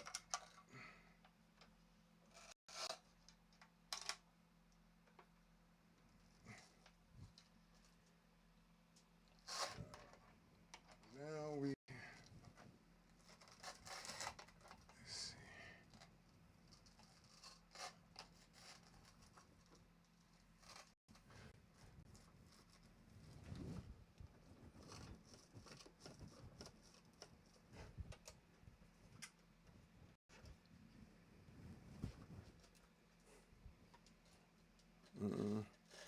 We need another one to come over here. Sorry about that, guys.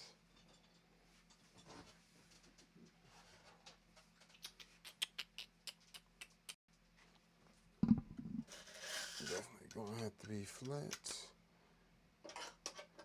from the memory bank over to, let's see,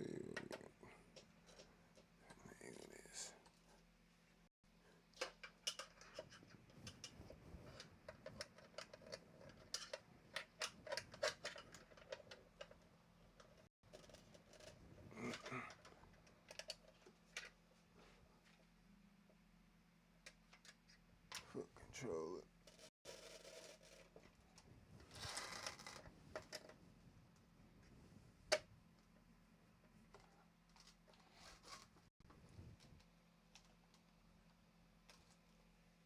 Okay.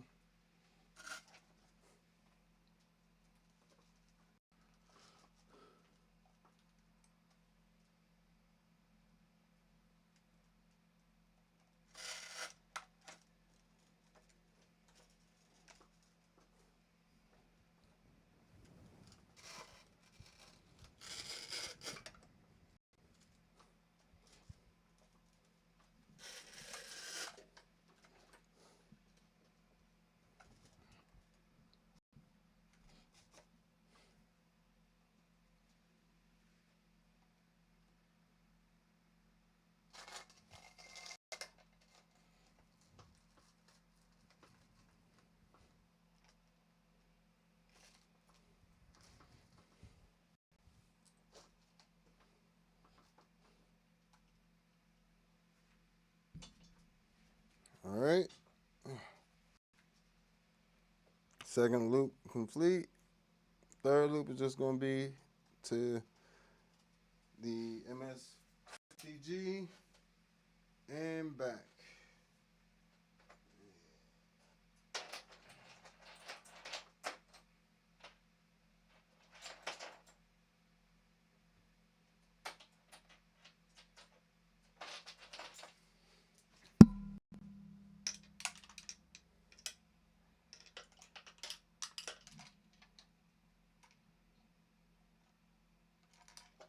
See if this will work.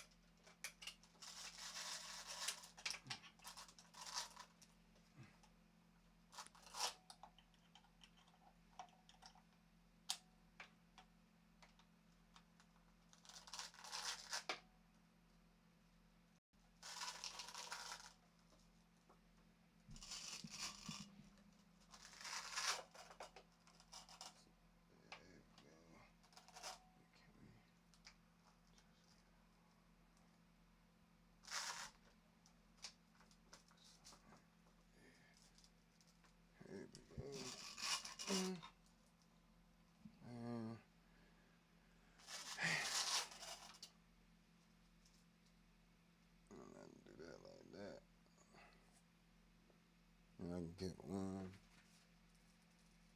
pancake to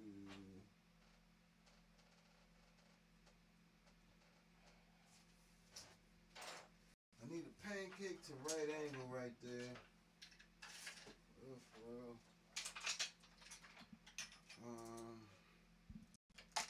Those aren't gonna work.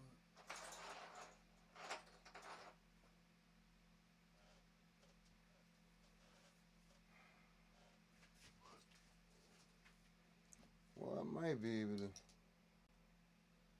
squeeze this into there.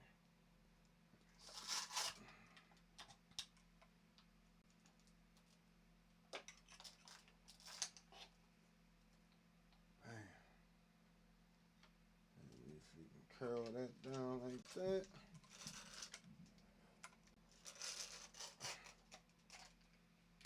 Ah, success. Everything's plugged in. So this board's actually ready to go now. Just need a cable to come out of here to here.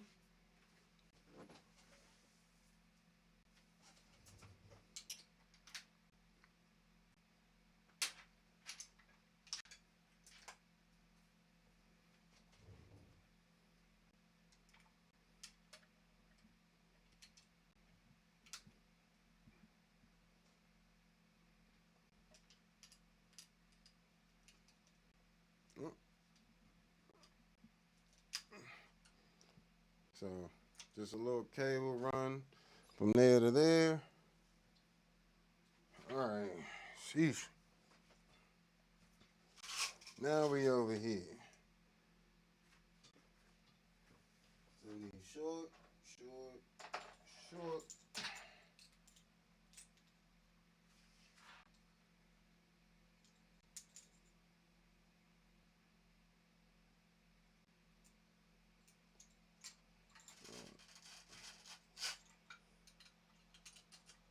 Output there, input there, and I'm like that.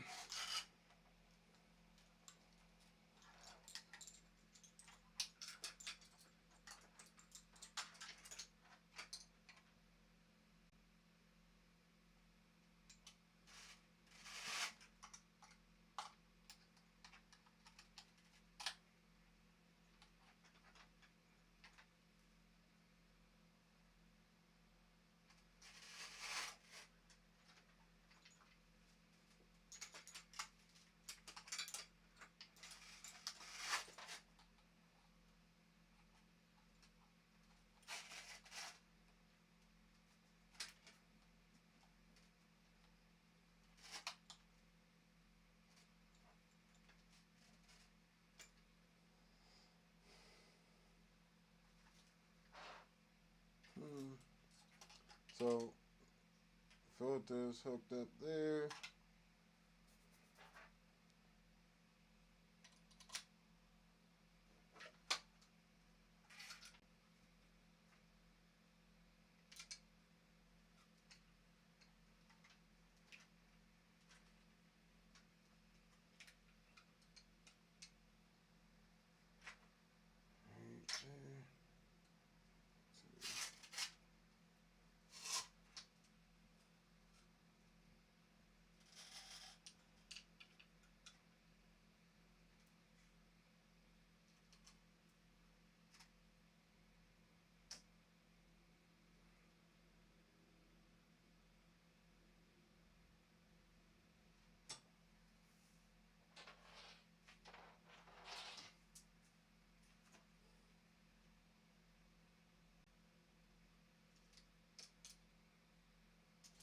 Switch that cable off for this one.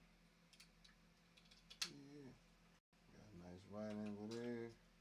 And that doesn't have to be all crimped up.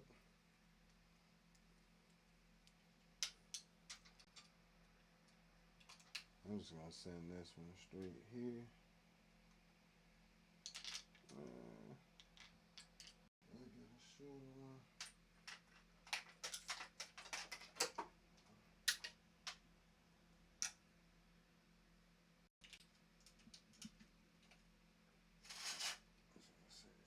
Like that, be right, like right there.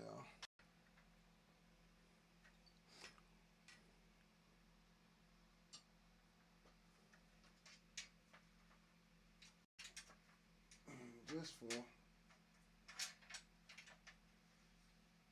for the sake of it, I'd like to run this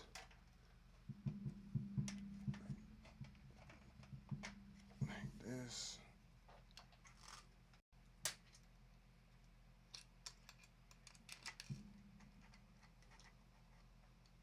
And I can hide the rest of that cable right there. Ain't got too much worry about it.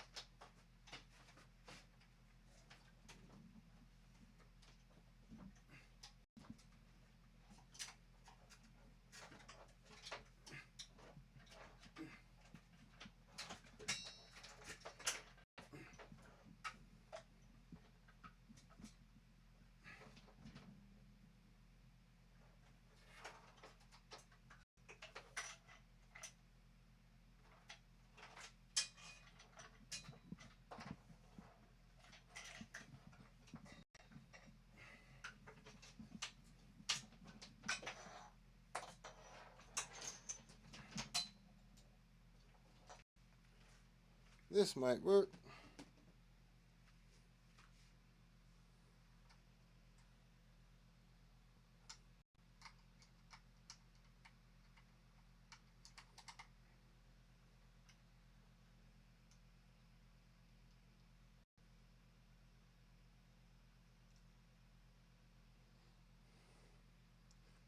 In fact, let's move these over.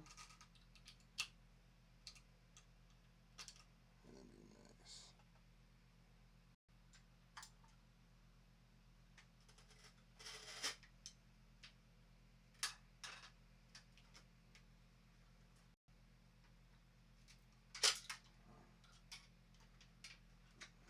Underneath.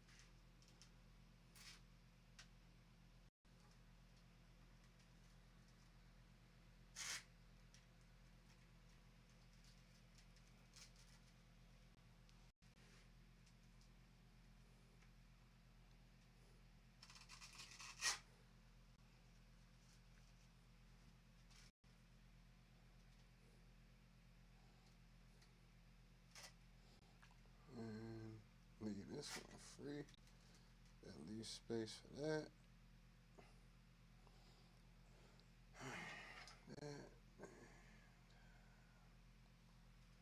Actually, might want to run this inward.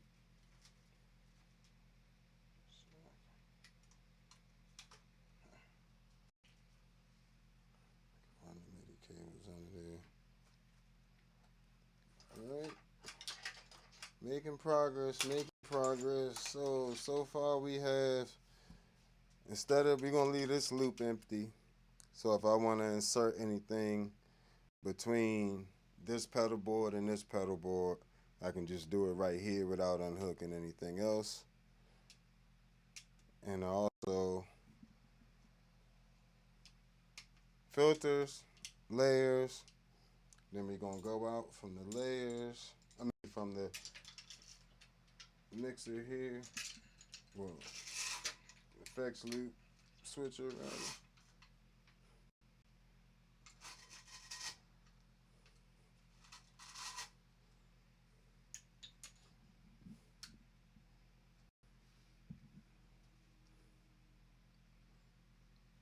Come out of here. I want to go. I'll probably just go down here because it'll look better.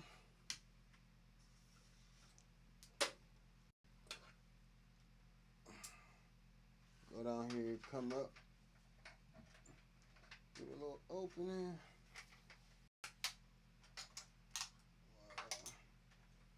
And I can stuff any of this extra in there. And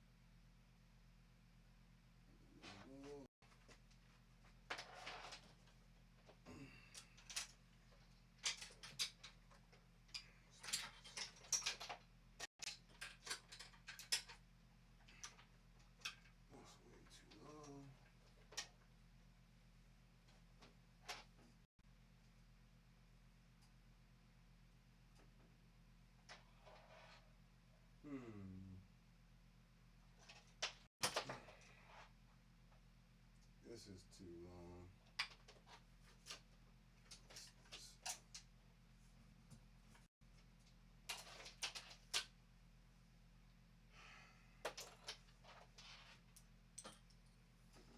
These really too long. And I don't even think I can get these both into there, so I'm gonna have to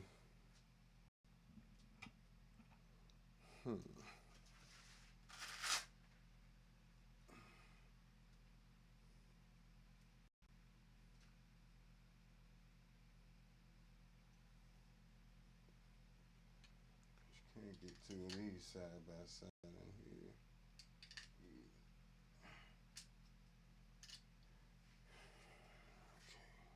so what do I need? I need this.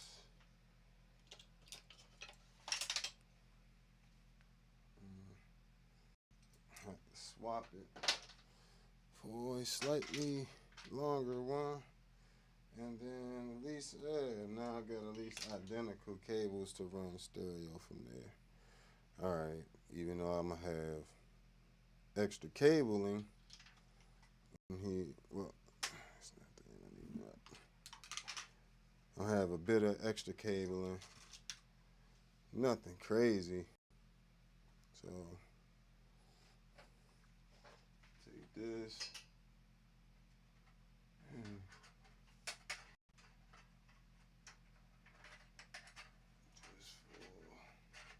Purposes of being able to put it somewhere.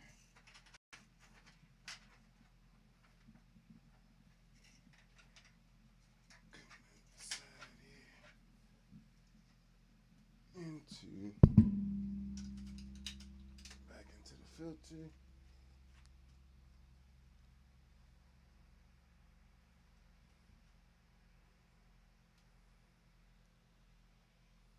Whatever, that's fine.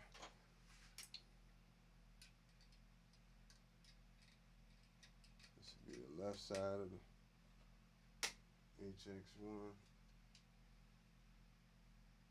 Trying to remember how I had these. It's closer. Well, no, I can't.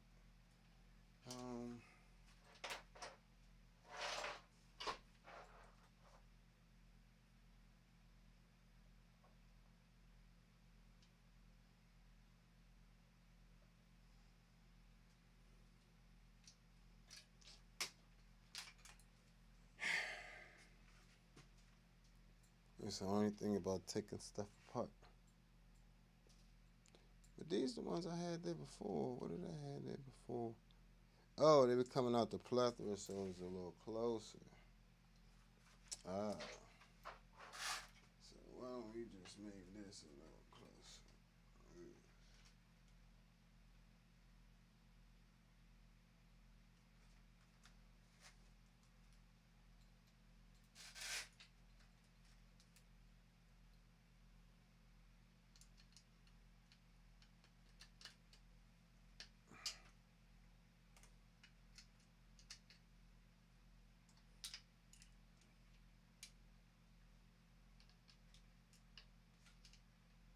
Nope.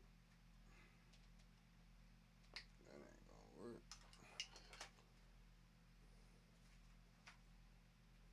Okay.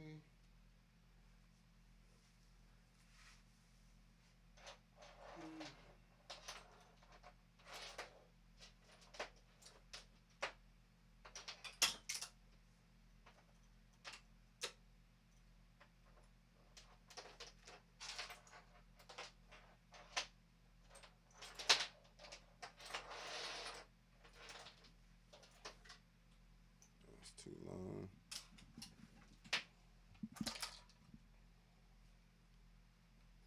Definitely not long enough. Long enough, not gonna fit. Okay.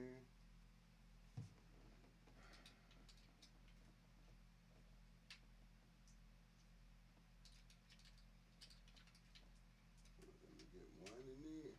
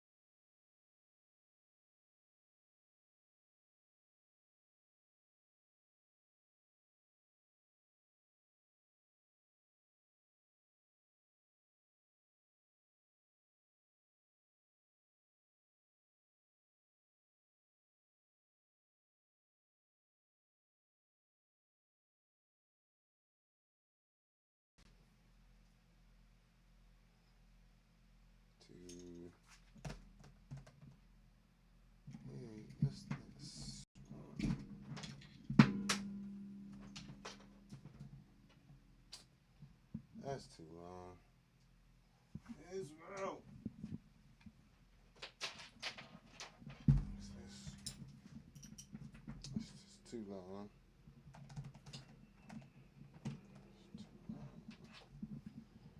Too long. I got over here. Yeah.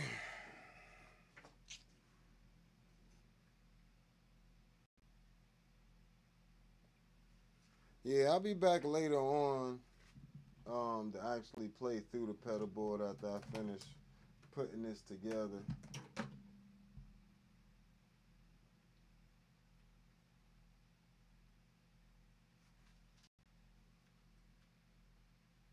So once I finish putting it together, I'll take a little break and then I'll come back and play through everything and test all the different pedals and just see where everything is.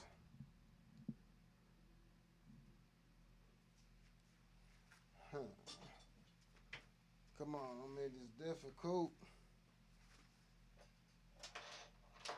Hey, this one needs fit before.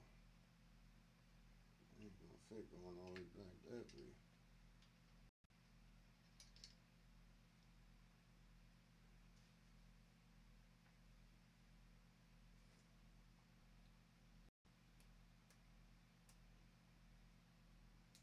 Let's see if I can get it to run. Put it back here.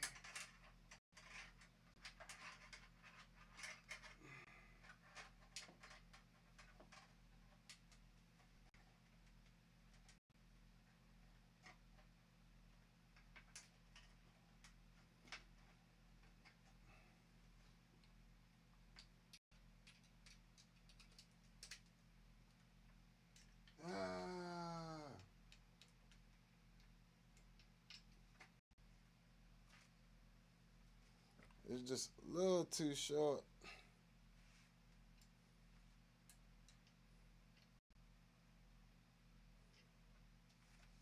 Man.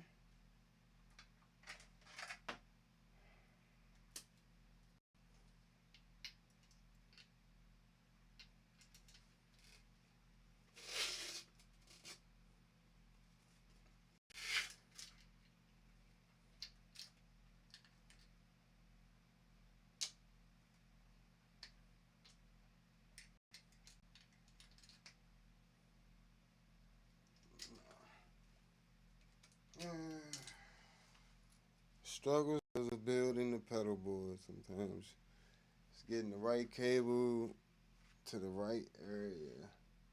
I don't have any straight ones. Over there. I got that there. That's too long.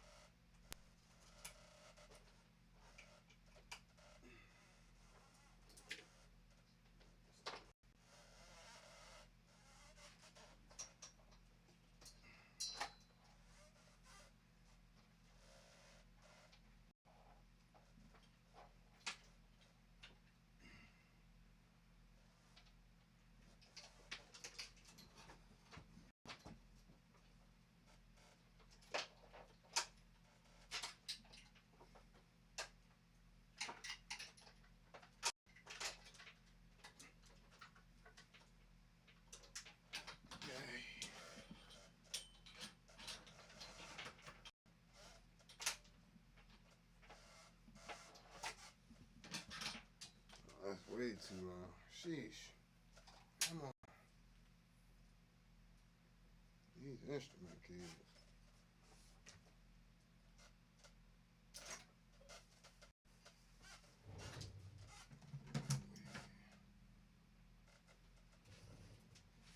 Can I sneak one in? Bam. Alright. But I got.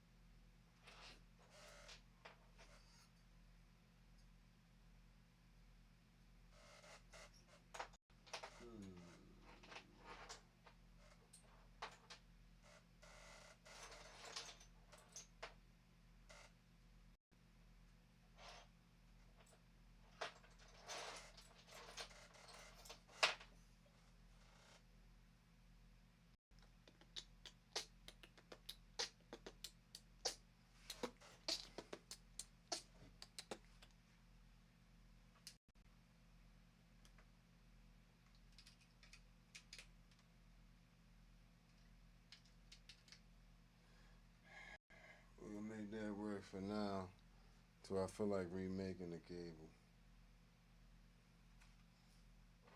I'm not fixing to do it.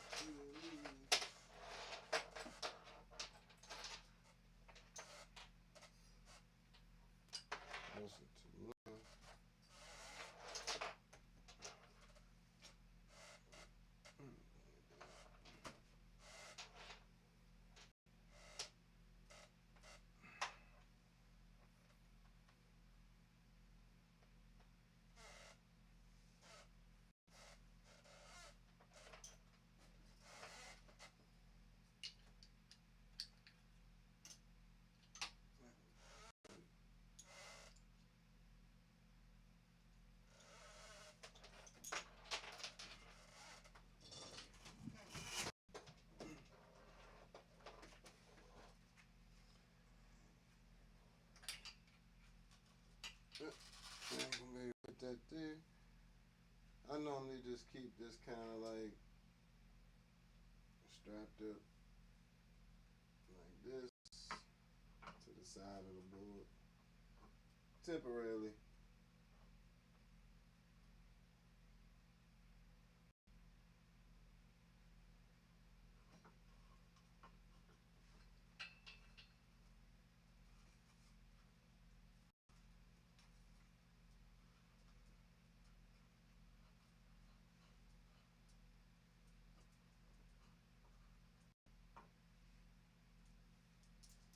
And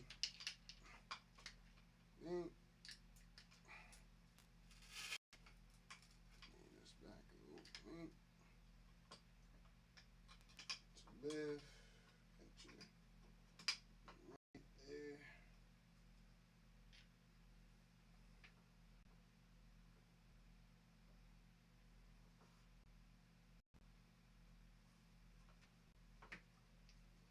Tighten this a bit.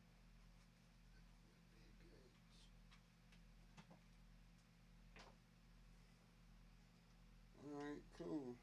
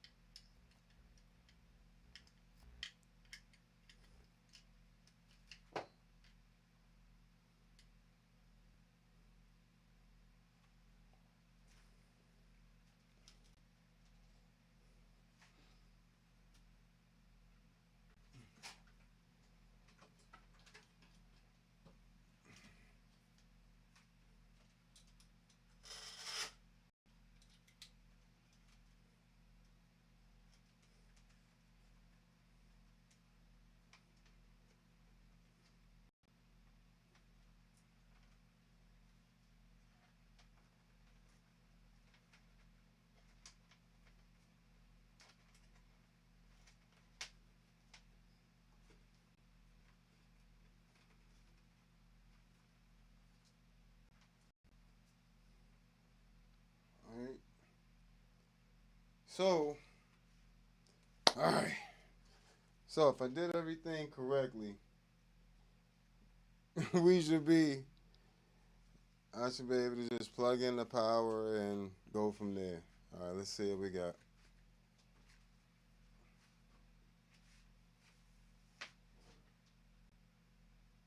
So always check your power supplies one last time before you turn it on, because once you turn it on, it's on.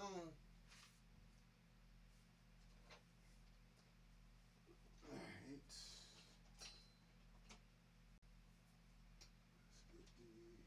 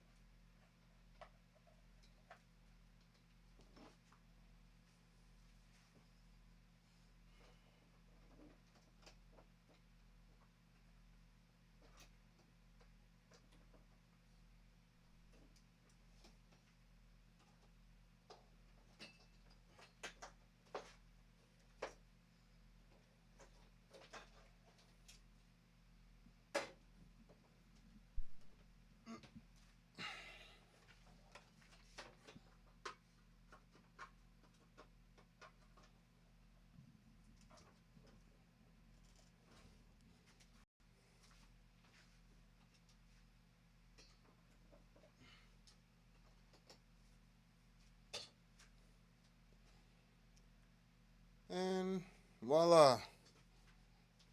There we go. Everything is on.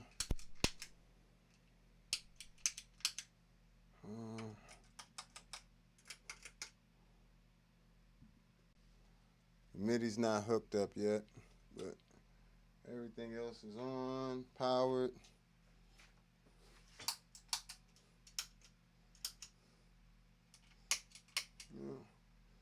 Everything's on. Power. Oh.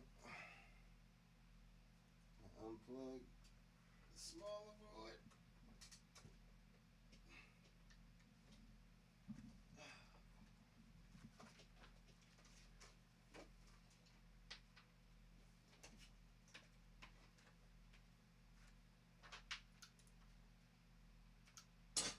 Alright, smaller board powered on.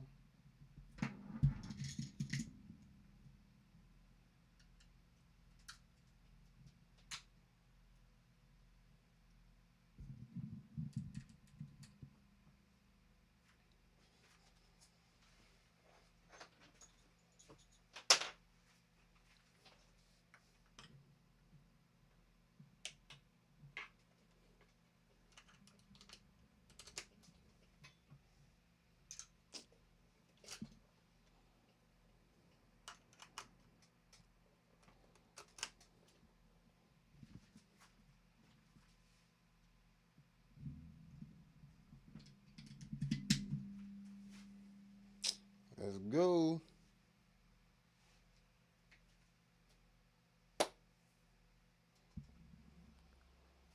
So let's see what we got here.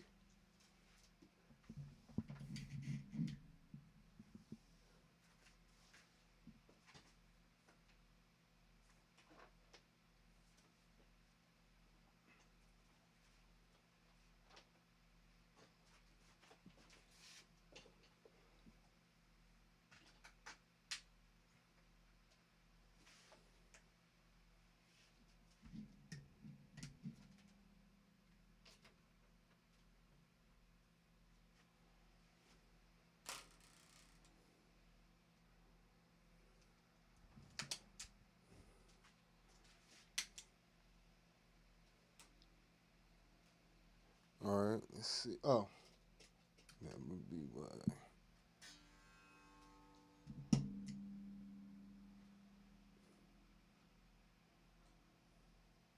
Oh, that would also be why.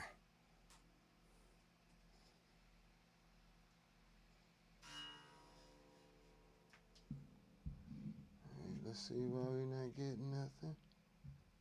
Coming in here, this one's already rock solid, so not worry about this part. It's coming out of here. Should be skipping everything.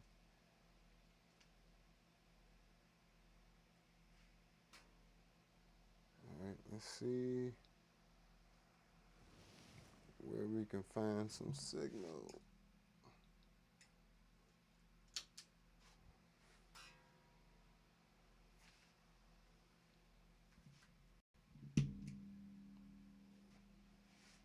Oh, okay, so that's on this.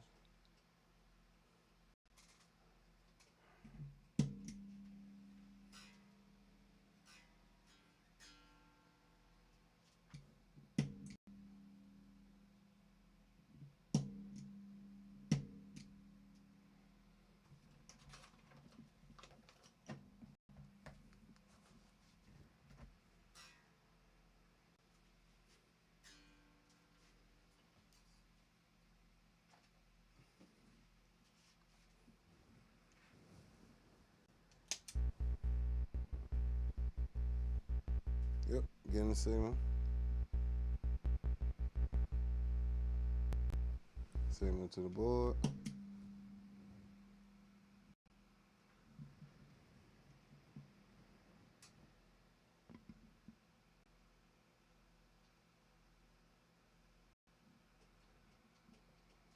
The signal out of here. That's strange.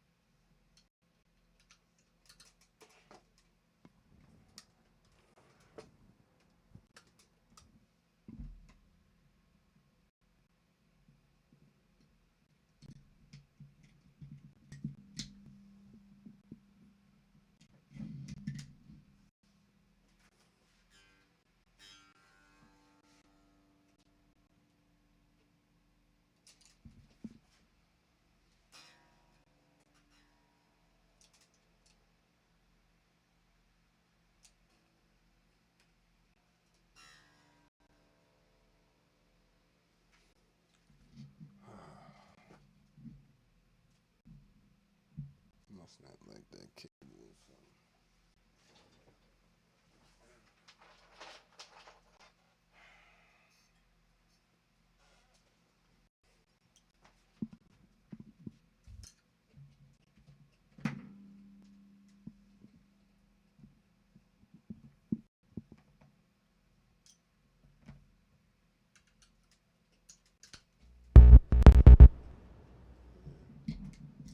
Like that cable.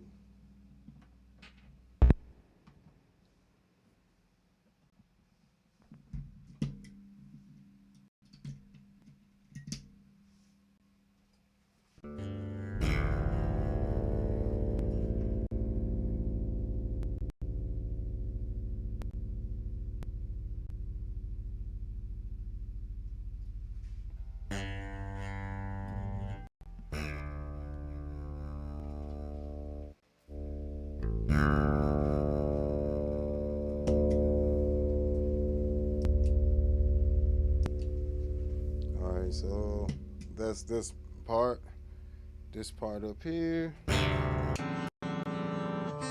Yep.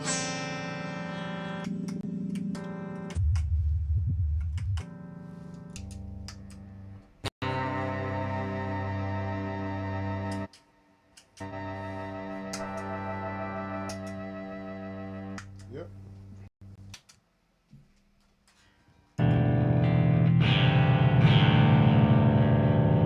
Yep. Nothing there. I can also use that like a mute switch.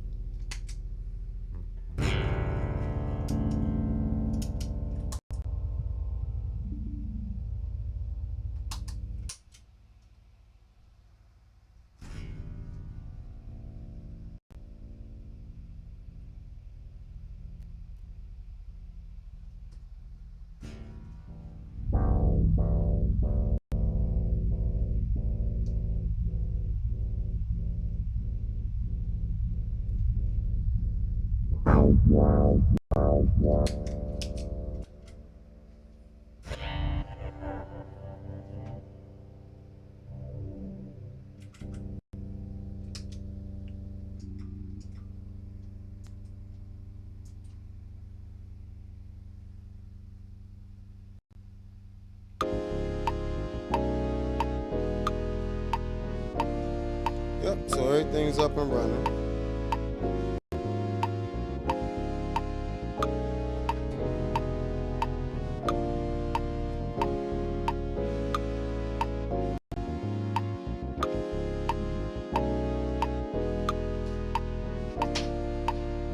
Yep.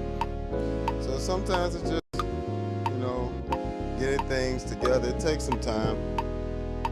It's not always. Dang, that was almost 3 hours. Sheesh. But as you can see, I'm still not really complete yet. Still, in order to take this out the house, I would have to get under there and do some zip tying under this portion. That portion is pretty much fine. Like underneath, ain't too much really dangling down that I couldn't just stuff into the little compartment there. So all the pedals up and running. Everything's powered properly. So.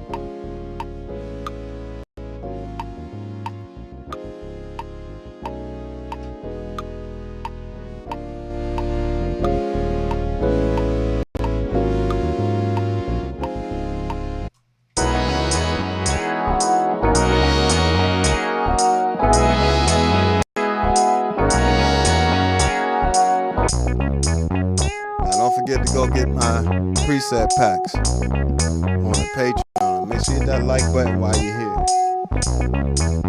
Head over to Patreon, grab my preset packs. I'm trying to tell you, that's all the future impact right there.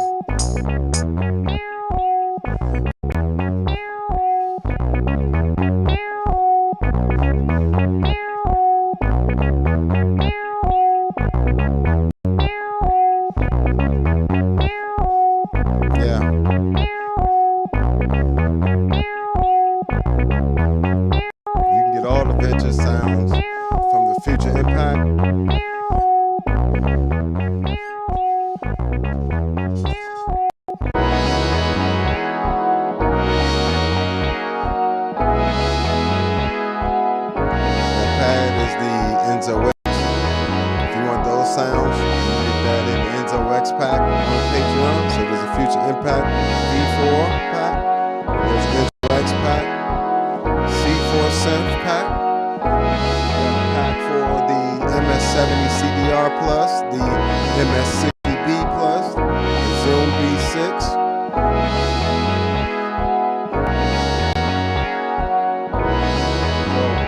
And we have 11 different preamp packs available for the ToneX One and the ToneX pedal and ToneX software. So if you want things like the SGT, the Color Box, the Aguilar AG, Gensler Magellan Pre, the WTDI, and more, Little Mark Bass, Shuttle, Gens Band Shuttle 9, the Harkey TX 600.